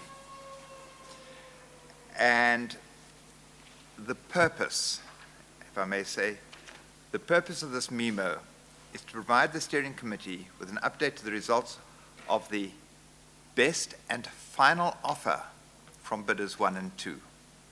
Yes. I use the words best and final offer with deliberate emphasis because I'm sure to the normal reader that they have a certain connotation of what is meant by best and final offer. We then go down, if we may, to their point 5. The table below outlines the BAFA prices received by bidders 1 and 2. Bidders 1 and 2, in this case, being Bombardier and CSR, respectively. Yes. If I may refer now to supplementary 23, left-hand column, bottom line, price used for evaluation. Okay. And under bidder 1, that is 32.8 million rounded. You're referring us to annexure? Supplementary 23, that is... Yes. Page 578. Supplementary, page 23. Is that where you referred us to, Mr. Collard? Yes, that is the page headed reconciliation of price, Yes. which was the final page of the CFET report of the 10th of December. Which is our annexure 93 in the main Yes, statement. and this is the legible copy of the Yes. page. But were you reading just now from page 578, that is Annexure 65, at the bottom? Because that's where I was reading. I was reading from 578, yes. Yeah, okay. So, Now- so let's just find our place. You referred us to annexure 65 Yes. at 578. We keep that page open. Keep that page open, please. And you want us then to go to supplementary page 23. Yes. Okay.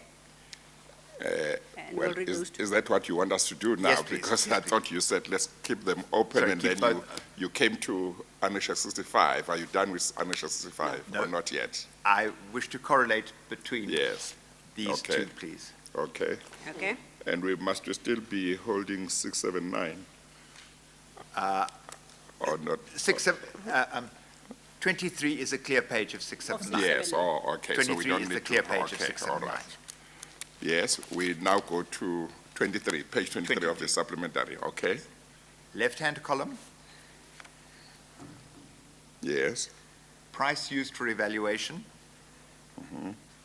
32.8 million rounded Yes, for bidder 1. for bidder 1. Yes. I'm sorry. Left-hand column, At page supplementary 23? Yeah, that's where I am. okay? You are not reading at the top. You say price per loco as submitted by bidder. Is that where you read just now? No, I'm reading at the bottom of the column, Where it says impact, just read what it says where you are reading. I'm reading the very last line, price used for evaluation. Okay, all right. Then for bidder 1, 32, 0.8. yeah, yes, And you will note that this is after deducting the impact of TE. yes, yes. They are now using this price for evaluation. 32.8.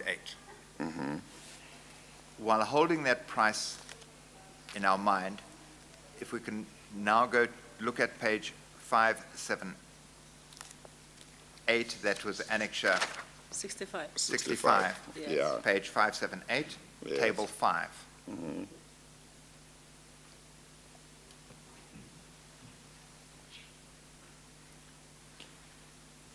and we will see on that table in the middle price, previous evaluated price. And it says 32.833325. 32.8. I would just wish to demonstrate the correlation between those two figures. Okay, yes? Yes. So the figure which comes from the CFET evaluation team finds its way into this formal document to the Locomotive Steering Committee meeting as a best and final offer price. Yes. I want to make that correlation. Yes. And then when it uses the words price used for evaluation as a best and final offer price, the normal reading I would posit of a best and final offer is what you see is now what you're getting. It's the ultimate, not to be changed, not to be amended before evaluation. Correct. Yeah. But which will be demonstrated later, is that this TE impact price is actually added back. So Yes. this is not the actual price which we are going to pay for these locomotives. Yes. Okay. It is posited as being best and final offer, what you see, what you get. Yes. It is not what we are actually going to pay for those locomotives. Yes. A similar point holds for bidder 2. I mean, the one that is the best and final offer, you mean it's without the TE factor? It's without the TE factor. Yeah, but you say it will be brought back later. Be brought back later. And part of the point you intend making, which you haven't necessarily made, is you can't have a price higher than your best and final offer. Your best and final is the last price. Exactly that point. The normal reader reading this would say, thank you, I assume that is going to be the price that I'm going to pay. Yes, yes. The small exclusion, if I Yeah. may refer to point 9 on page 579, which says this memorandum must be read in conjunction with the CFT finance report dated the 10th of December. The normal reader of this report would not go into the depth of detail which we Yes. have just been here Yes, yes, yes. to pick up the nuances Yeah. around this pricing. Yes. And would take it, I submit, Yeah. at face value. Thank you, I read that, that's the price we are going to pay. Well, in Yeah. fact, that is not the case Yeah, that yes, we're actually going to pay. yes. Okay.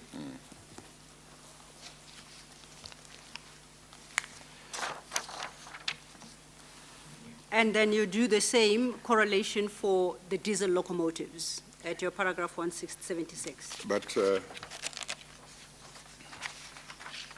I thought I saw something that I thought you would come to, Yes, Chair? that I thought Mr. Collard was going to come to.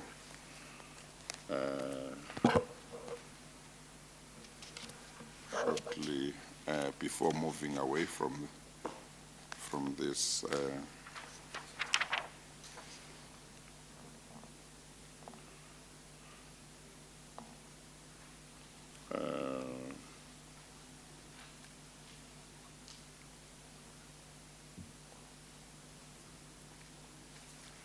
Okay, I think it has gone.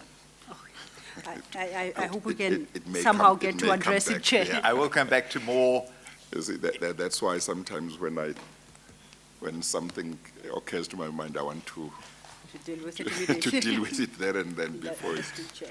it escapes. Yeah. Okay. All right. Now, before we leave your Annexure 65-578, it states as its purpose to provide the steering committee with an update of the results of the best and final offer response from bidders 1 and 2. Do we know when those best and final offers came in? And this memo is dated the 15th of January, 2014. My apologies. Your question was on to 65. 578? 578.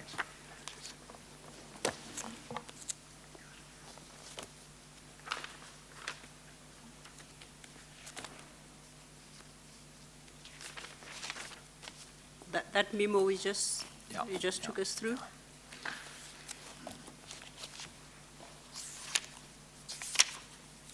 Annexure 65. Annexure 65. I look Sorry. at Annexure 65, I see it's dated the 15th of January 2014. Yes, It's from the cross-functional evaluation team, yes, and it's going to the 1064 Locomotives Steering Committee. yes, It states as its purpose to provide the steering committee with an update of the results of the best and final offer, BAFO, responses from bidders 1 and 2. yes, Okay. Now, you will recall that the report we've been working through of the CFET Finance yes, is dated the 10th of December 2013, correct, and that's at page 640.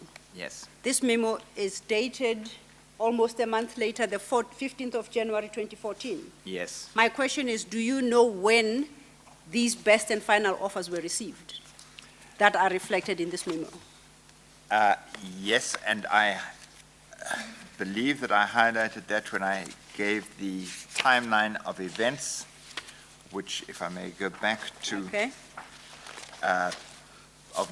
paragraph 157.8 of my statement, which is page 38. And that was on the 4th of January 2014, there was the request for the best and final offers BAFA with the closing date of 10 January. okay.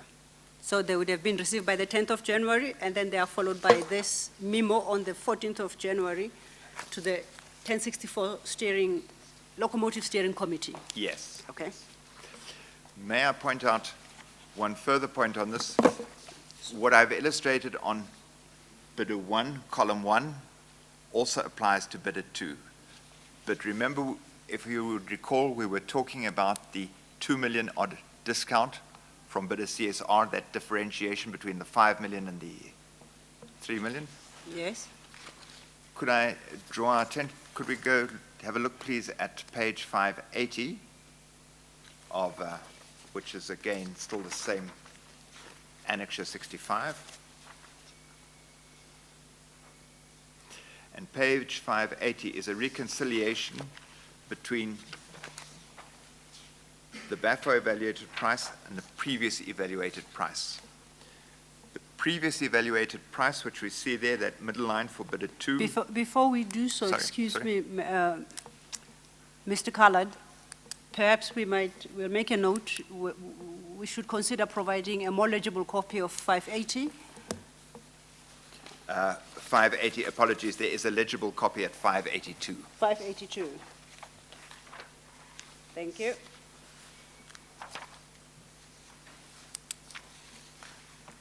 Then let's work through it. Thank you. If we may take the, and again, we need these various documents open before us. Supplementary 23, which was the reconciliation of price, which was the last page of the CFET report. The second column, price used for evaluation, is 34.7 million rounded. That price is the same price as at under bidder 2 of page 578. Did you say, instead of looking at 578, we can look at 582? No, first 582, please. I just wish to establish the linkage between. May I, Mr. Callard, Certainly. because I think it was in response to my question that you referred to 582. You originally referred us to page 580. I made the point that 580 is not a very legible copy, Yes, and Mr. Callard indicated that a more legible copy should appear, Chair, at your page 582. yes. Oh, yes, but I thought that he was saying that one is a better copy of 578. That's actually not what he said. No, it's a better copy of 580. 580. Yes, Chair. Okay. Yes. If I may, I'd like to refer to 3 separate pages. Okay? No, I think I had understood correctly. Yeah, no, now I understand. Thank you, I think I got confused in the process. Yes, now you want us to look at what? The first page Of is the supplementary 23. Yes. Okay. Recall that this is the table of the CFET report of the 10th of December. Yes. The second column, the last line, price used for evaluation. Yes. For bidder 2, CSR, 34.7 million. Yes. That figure is the same figure that appears on page in the report to the Locomotive Steering Committee, page 578, their report of the 15th of January as the previous evaluated price. Okay. We have a correlation between this price at the 10th of January and what they refer to as the previous evaluated price. Okay.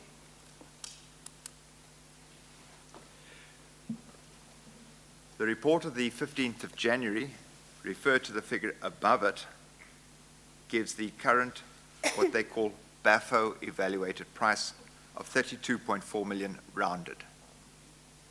Yes. There is a difference of 2.2 million. Yes.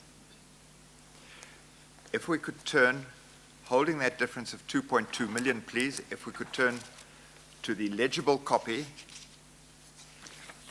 of the reconciliation, which is page 582. Yes.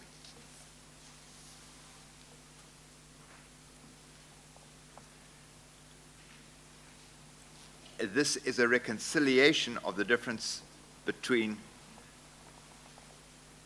the figure in supplementary 23 and the BAFO price here. We will see the 34.7 million on the second column, 1, 2, 3, the fourth figure from the bottom, the 34,716. Yes. Price used for evaluation before BAFO. Yes.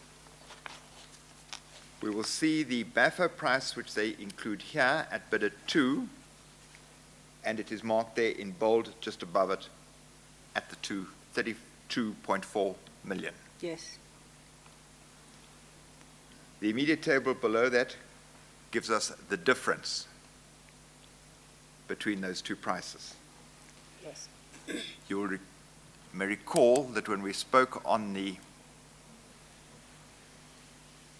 CSR and the impact of TE, there was the confusion between the 3.8 million and the 5 million and the 2 million, and whether that was a discount or not and should be taken into discount.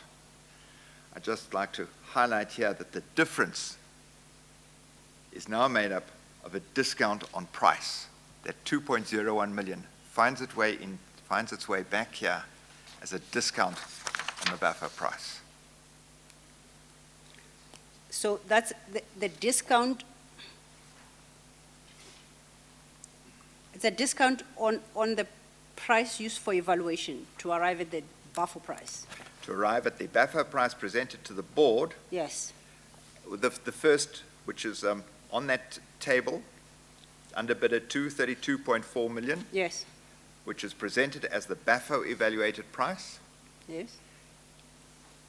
Reading through that column, it says there's a difference of 2.2 million, Yes. 2.25 million. What I wanted to point out was that difference of 2.25 million is made up inter alia of the 2.01 million Okay. that came through in the confusion of the impact of TE. Is this where you say earlier they deducted an amount that they said would have to be deducted if they did not use TE? Yes? But now you are saying they've brought it back now. Is this where you say they've brought it back? No. Not yet. I'm giving a slightly more complicated picture. Yes. For CSR, when there was confusion around the price to deduct for the impact of TE. Yes. Whether it was round figures 3.4 million or 5 point something million. Yeah, yeah. And through discussions with supply chain services and various bodies, it said use the 3.4 million. And the 2 million was not taken into account. However, now subsequently later, after we've requested a updated BAFO on the 4th of January, it finds its way back into the figure here as this 2.01 million as a discount. So initially being told to ignore it, it now finds its way back here as a discount. And the problem is it being given as a discount, It is here now reflected as a discount. creating the impression that what Transnet would be getting as this discount. Whether this is a real or a fictitious discount is That's enough, but It's reflected here as a part of discount. the point you are making, that it creates that impression that Transnet will benefit because there is this discount. correct.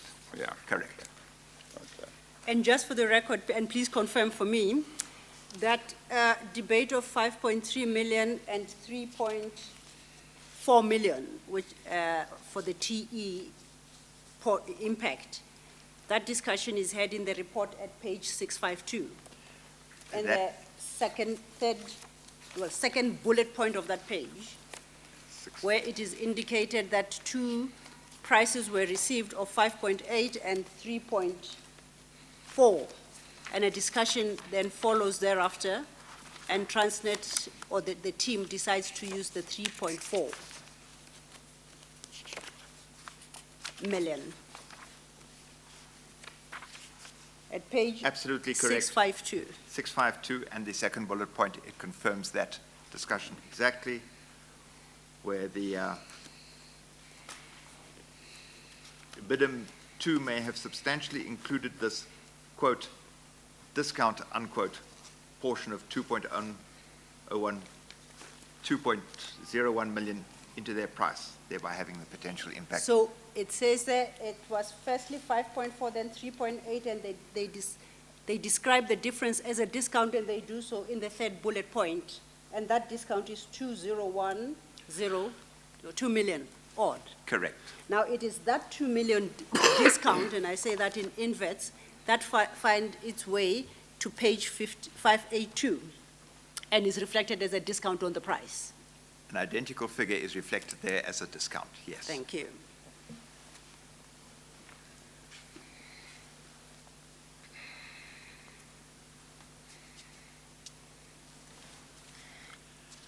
Thank you, Chair. Right. Now,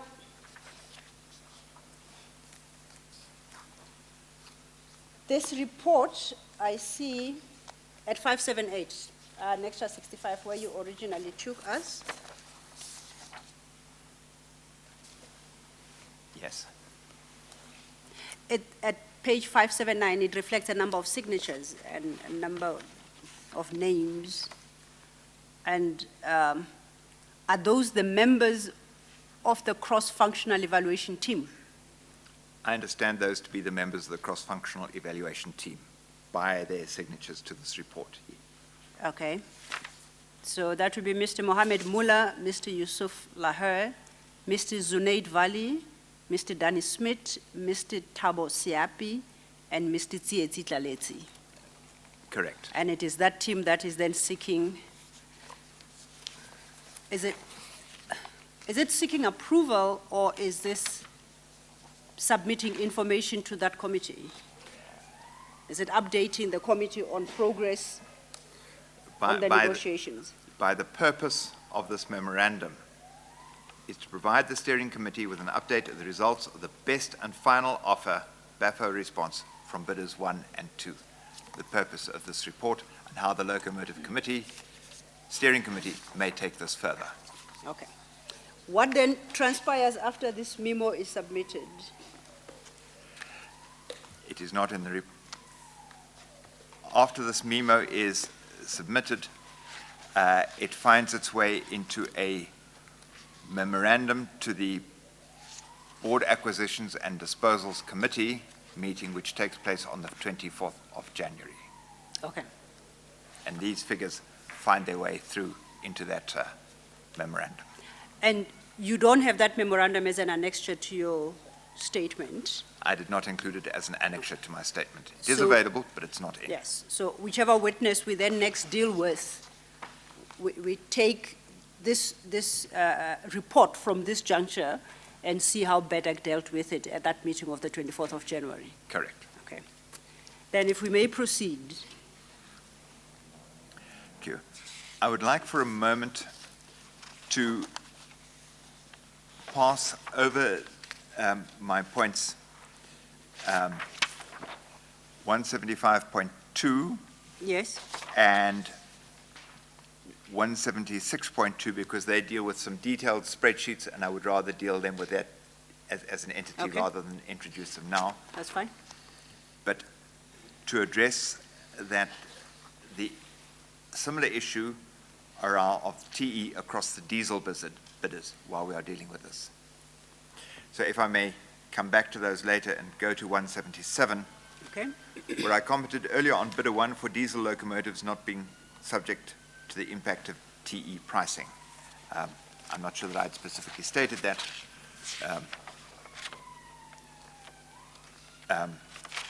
But if I could just take you through, please, to 170, my report paragraph 170, page 44.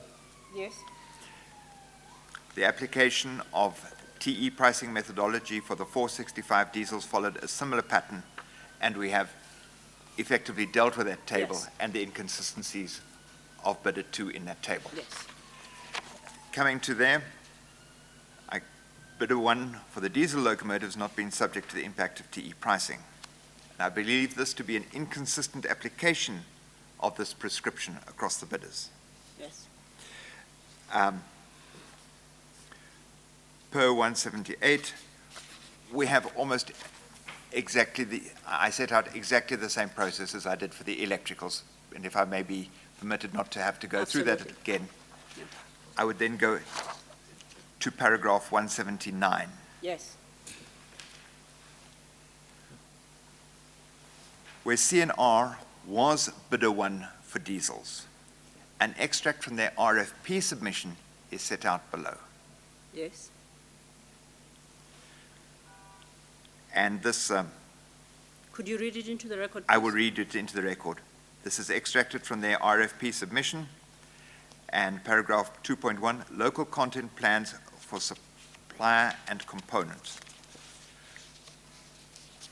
Yes. Reiterating our commitment to Transnet supplier development requirements, it needs to be mentioned that the CNR Consortium has entered into an agreement with Transnet Engineering as its major local supplier development bracket SD close bracket partner for the manufacture of certain components and the assembly of the locomotives after delivery of an initial quantity of 20 fully built-up units.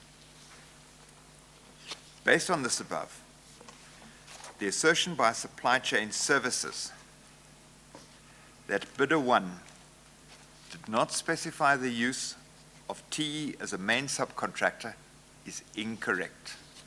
And that's a conclusion you draw when we didn't work through paragraph 178. Sorry, and that Where you give reference to where CFET indicated that CNR had not specified TE as a subcontractor. And in this regard, you refer us to page 12 of Annexure 84, record page 691. correct. And if Second bullet point, if you could have regard there too. I would, and if I may just read that as well, because it is the pertinent part of this. Yes. On page 12 of Annexure 84, the 10th December 13 report of the cross-functional evaluation team on the locomotive tender evaluation for the supply of 465 new diesel locomotives under the heading of using TE as a main subcontractor, quote unquote, inter alia states in the bullet. Yes. Supply Chain Services, SCS, however, advised CFT Finance that the supplier development files submitted by bidders indicated that bidder 1, read CNR, did not specify the use of TE as a main subcontractor, and this could have potential price adjustment. Implication. Supply Chain Services also mentioned that bidders were likely to make different assumptions in the use of TE as a main subcontractor, including the percentage that would be subcontracted. These assumptions were not specified by TFR in the RFP process and could differ significantly between bidders. That is my bold. Yes. So, if I may, that is what the report claimed, Yes. and what you seek to draw attention to at 179 is that contrary to what the report suggests, CNR had actually Correct. indicated TE as a subcontractor. Correct. And indicated that it has concluded, it has entered into a consortium with TE to partner on local supply development. Correct. And then you draw your conclusion at 180. And my conclusion, based on the above, that the reported assertion by Supply Chain Services that bidder 1 did not specify the use of TE as a main subcontractor is incorrect. Now, that error, if it's an error by CFET, of what relevance is it to this whole process in the diesel evaluation? The relevance of this is that bidder 1, CNR, were not asked to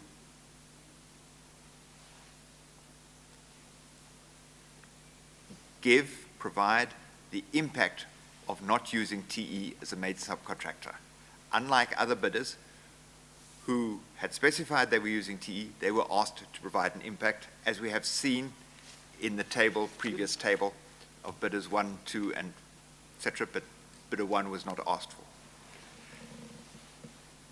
Please go ahead. From this clear statement in their RFP that they were using TFR as a main subcontractor, it is unusual, and I cannot explain why they were not asked to submit the same clarification that the other bidders had been asked, when they clearly said here they were using TE. And this is the point that I was making, that this is an inconsistent application, or inconsistently applying the prescription of TE across diesel bidders. And So- that is the first point around this. The failure to ask CNR to clarify, CNR, yes, CNR. is that CNR was adjudicated on a higher price, which reflected a TE component and was not given the opportunity to deduct the TE component from its price so as to determine a price for evaluation, If I may, along with the other bidders who had used TE. if I may reflect that, CE were then evaluated in the CFET report on their original price. That their original price was substantially higher than the other prices, so be it, but they were not asked, or they were not given, asked and or given the same consideration as the other bidders to state the impact of their TE price, and that was the inconsistency that I refer to. Now, going back to the point, I think the chair asked earlier, that engagement you had with the chair, Yes. you conclude that this acted to the prejudice of CNR. Do you draw that conclusion? This inconsistent application of the TE impact? It may have acted to the prejudice of CNR. If CNR were to have come back and said there is no impact on my price, a la as one of the electricals bidders did, Yes. it would not be to their prejudice. If they said that TE was going to be cheaper, it would have been prejudicial. Sorry, it would have been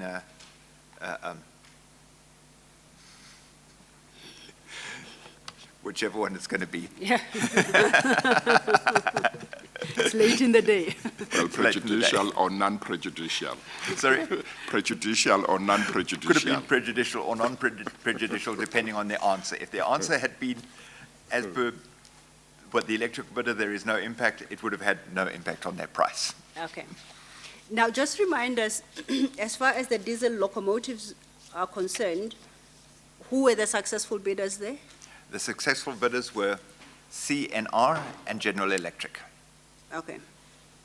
So clearly, it doesn't seem that even that inconsistent application of the TE impact does not seem to have prejudiced CNR. Not at that stage, no. Okay.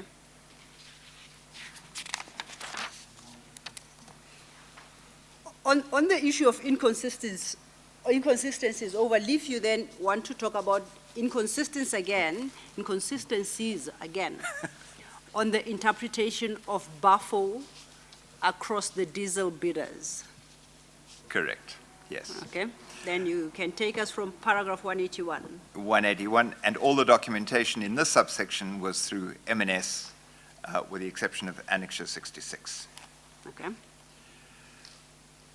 You did indicate that M&S engaged you to provide assistance in their investigation. Yes. So are you suggesting you became aware of these documents in that during the course of that process? In the course of that process, I Okay. became aware of the existence and importance of these documents, yes. All right. You may proceed. Thank you.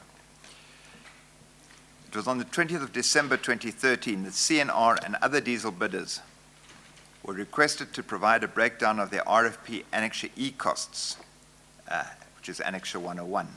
Yes. May we just turn to Annexure 101, please? Yes. That we find at page 791. Page 791. And this is the letter to CNR. This time we have the letter to CNR, Mr. Chair. The letter is dated the 20th of December 2013. It's The addressed letter is on what page? Sorry, 792. 792. Annexure 101, Chair. Thank you.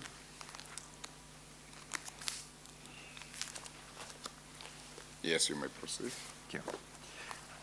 And it asks for an explanation of the Annexure E costs per their RFP.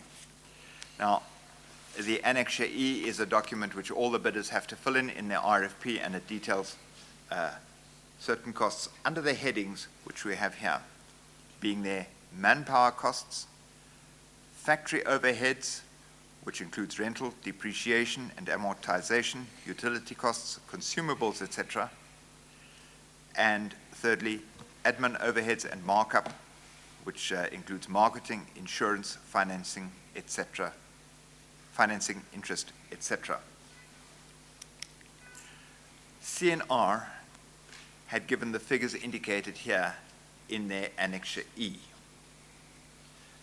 We will see from page 792 that was actually a cutout, an extract from their RFP, and the table was pasted into this letter. Please provide an explanation of these costs.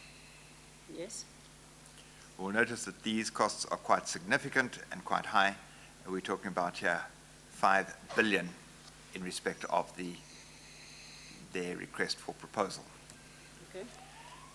CNR replied on the 22nd of December, which is Annexure 102, which is page 795. Yes. And they break down their manpower costs of, I won't go through the full, describe the amounts at the moment, but they break down their manpower costs as a budgeted expense. They describe their factory overheads as being a type test, warehouse, training in China, mock-up, bogey factory. And equally, on page 796 over leaf, they give their admin overheads and markup, which we'll see is in the billions. And importantly, this includes insurance, transport, import duties, markup, and for markup I would read profit in my interpretation, warranties, interest cost, etc., a list of what they include in that price. I put this to give context to what follows next. Okay. On the 4th of January, all the diesel bidders were invited to submit best and final offers. The letter to CNR is attached as Annexure 95, and if we could go to that one, please, it is page 775. Yes. It is a letter of the 4th of January to CNR.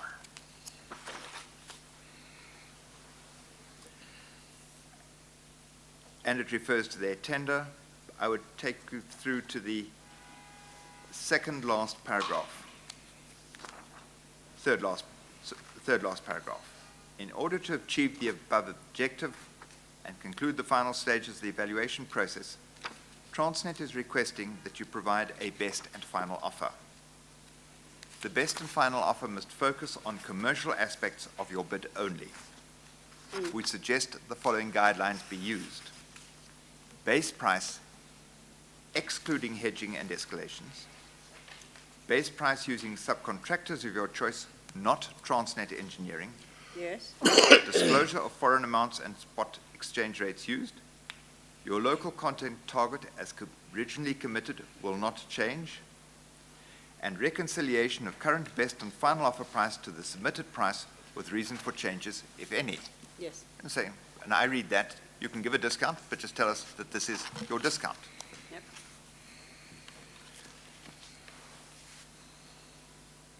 By virtue of this letter, or responding to this letter, CNR responded on the 6th of January, on the 4th of January, requesting a 14-day extension, and again on the 6th of January 2014, requesting a 21-day extension. This may be seen in Annex 96. 778. 778. And there are two emails. The first one is the 4th of January, which is to be found at the bottom of 778, Yes. which requests a extension of 14 days, followed by the email on the 6th of January, which is at the top of 778, requesting an extension of 21 days. And the reason for this request is, after the serious discussion between members of the CNR Consortium, an incorporated joint venture, I'll skip to the point. As you are aware, during the tender process, CNR used prices from Transnet Engineering as its local subcontractors for building of the locomotive bodies, as well as the assembly of the locomotives. As the period for the submission of the tender prices by Transnet Engineering was in excess of 3 months, it will be impossible for CNR to obtain a quotation from an alternative local subcontractor by 10 January 2014, hence request for extension. Yes.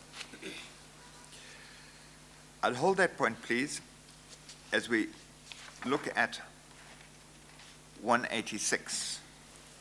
186 being. Sorry, my point, Annex Okay. 97, where GE replied on the 4th of January. I'm Sorry, sorry, GE we were, replied. I'm to sorry, we were at page 778. And we are now going Yes. to page 782. Okay. And you go to 782 with reference to your paragraph 186 in your statement at page 48. Correct. Okay. This Let's is where, do that. from my statement 186, General Electric replied on the 10th of January. Yes.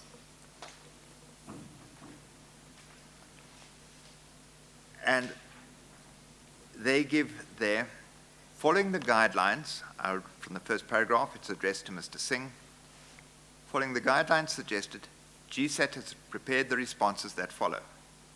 Base price, excluding hedging and escalation, and they give a price. This is, but what follows is pertinent. This is the base price, excluding hedging escalation, as per our proposal of the 30th of April 2013.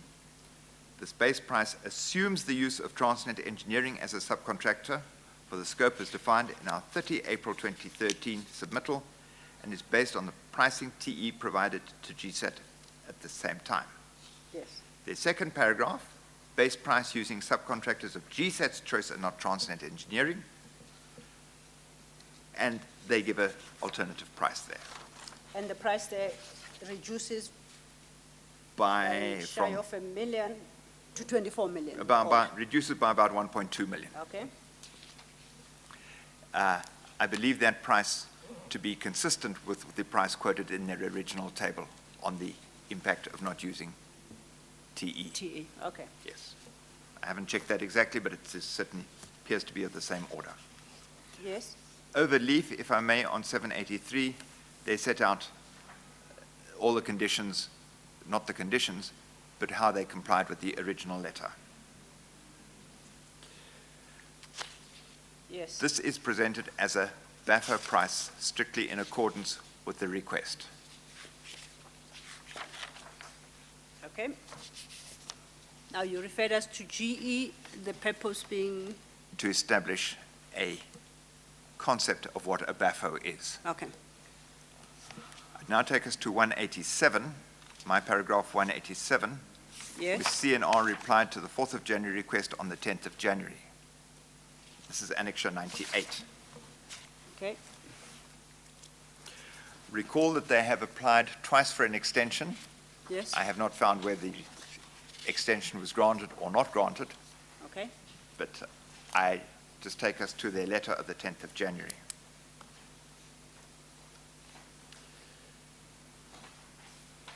And would read from their letter. The So 10th of then, if I understand, the letter had been addressed to the bidders on the 4th of January. They first asked for a 14-day extension, then a 21-day extension, which would mean that their response would come somewhere towards the end of January or February for the reasons that they stated. Yes, So when you send us to Annexure 98, that letter is dated the 10th of January. correct. They seem to have been able to comply with providing the necessary information, notwithstanding their request for extensions. They respond, notwithstanding their request for extension. Okay. It is the nature of their response. Then I read the documents correctly. Thank you. In the nature of their response, they state, considering the guidelines suggested in the above-mentioned letter, that is the letter of the 10th of January 2014, we would like to present you our best and final offer for the I'm tender. sorry, I'm at 788. Is that Sorry? where you are reading? 785, 785. Chair, sorry. Oh, okay. Were we at 788 and I didn't go back, you left me behind or what? I thought you said 788 there, I went there. Okay, 785, 785. okay.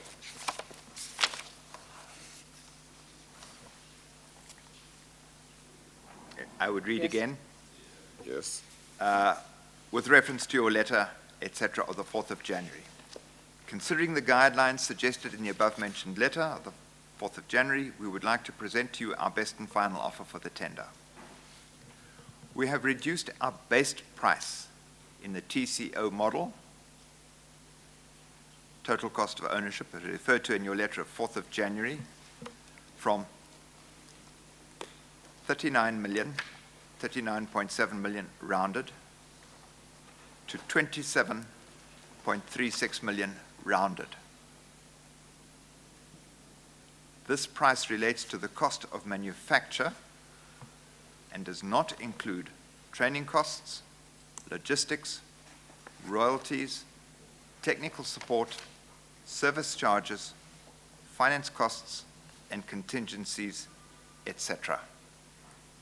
The point I wish to make, Mr. Chair, is that these qualifications do not make it a BAFO price. It is qualified in respect of being a BAFO price. Very qualified in being respected of a in BAFO particular, what are the qualifications that you say render it not to be a buffer price? I'm take from their paragraph 1, Yeah, we've reduced our base price, and the last sentence, yes, this price relates to the cost of manufacturing.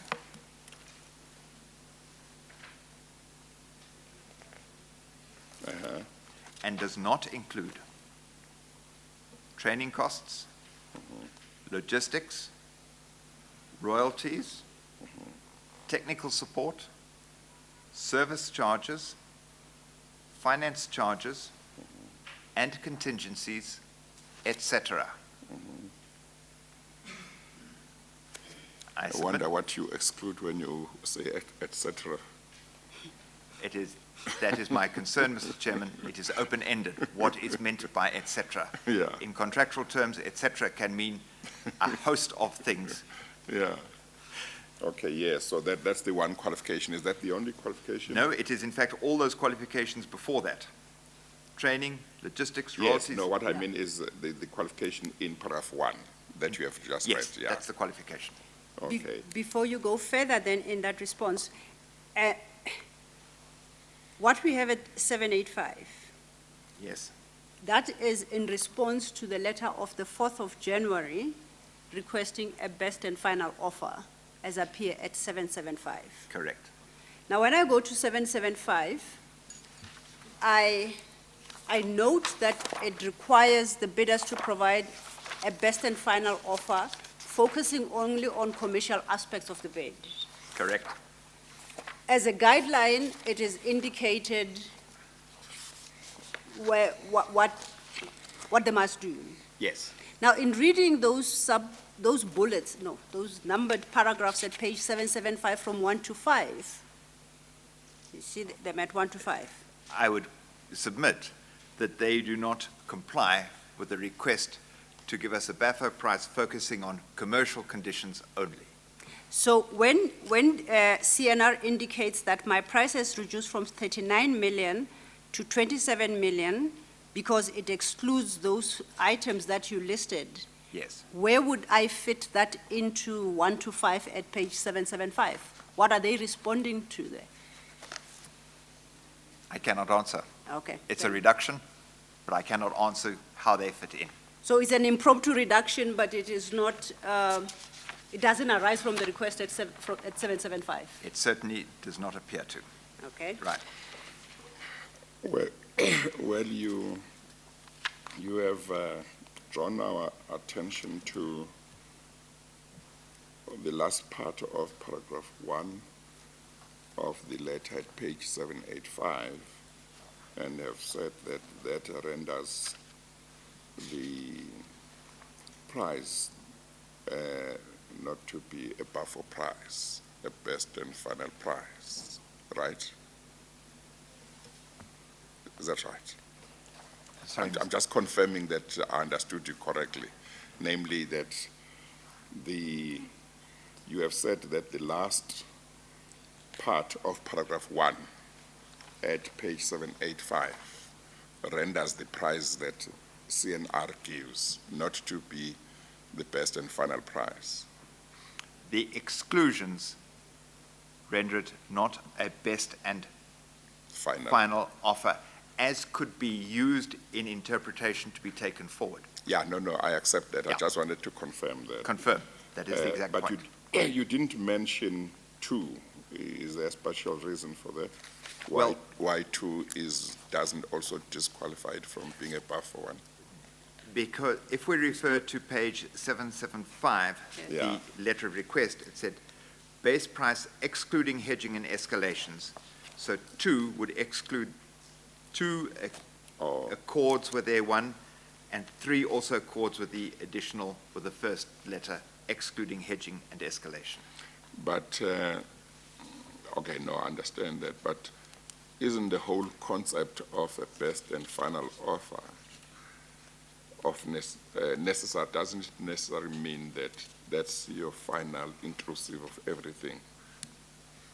It could depend how the offer is requested, Mr. Chair, Yes, because the bids are closed at a particular date. They yes, closed, as recall, it was April 2013. yes, When we are now adjudicating much later, forward escalation or escalation up to contract date yes, and forex exchange movements up to contract date are sometimes are derived variables from the base price. So that is why it's asked, give it to us on your base price.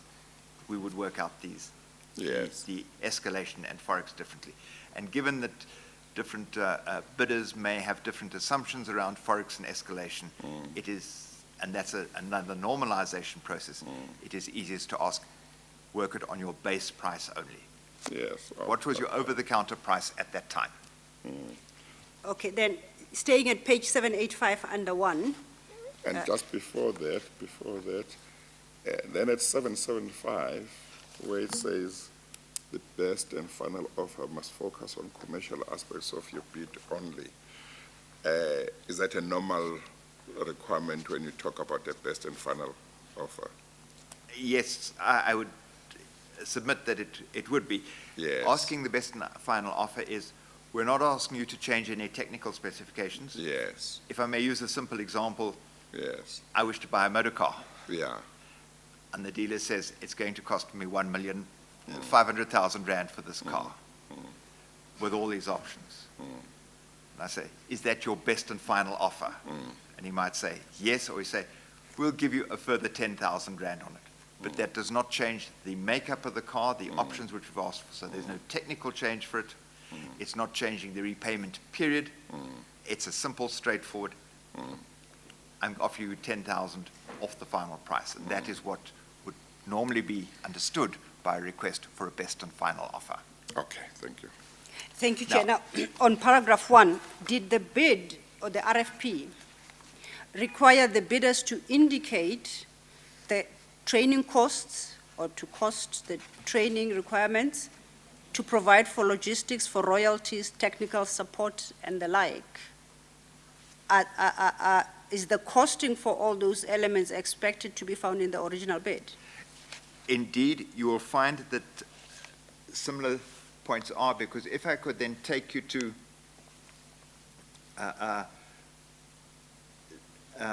the supplementary page 23 of my supplementary Annex E, which we've been dealing with, the reconciliation of price, Yes? just to highlight.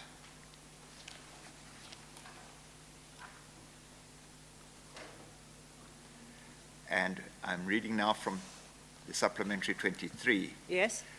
That table gives an indication of how a locomotive price is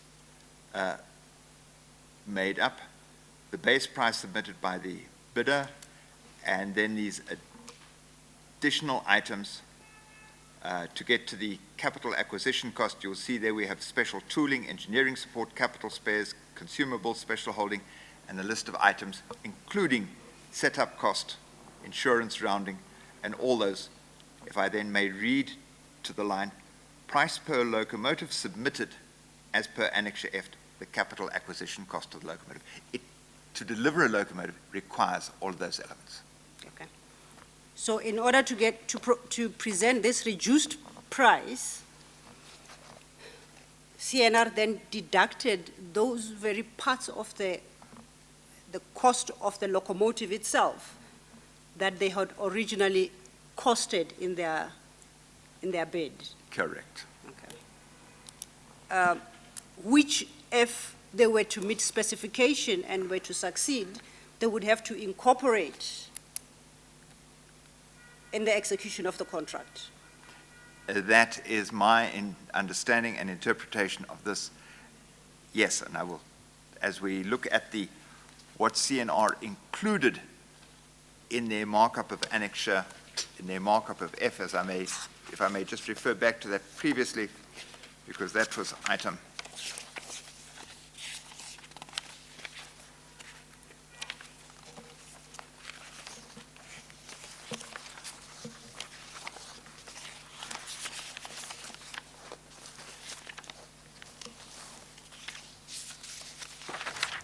Sorry, if I turn back the page, forgive me half a moment. CNR responded on the 4th of January, they revised their Annex E, the breakdown of their Annex E. Give us a page number, please.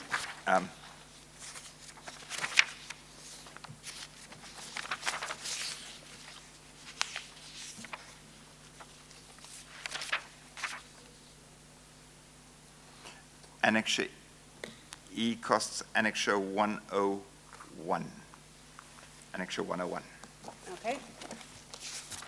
At page 791. Sorry, may I go to the breakdown on Annex 102 in their response, page 796. Okay. Where under their heading of admin overheads and markup of the significant billions there, they say this figure is made up of insurance, transport costs, import duties, markup, warranties, interest costs, performance bonds, consulting fees, contingency, and on the 785.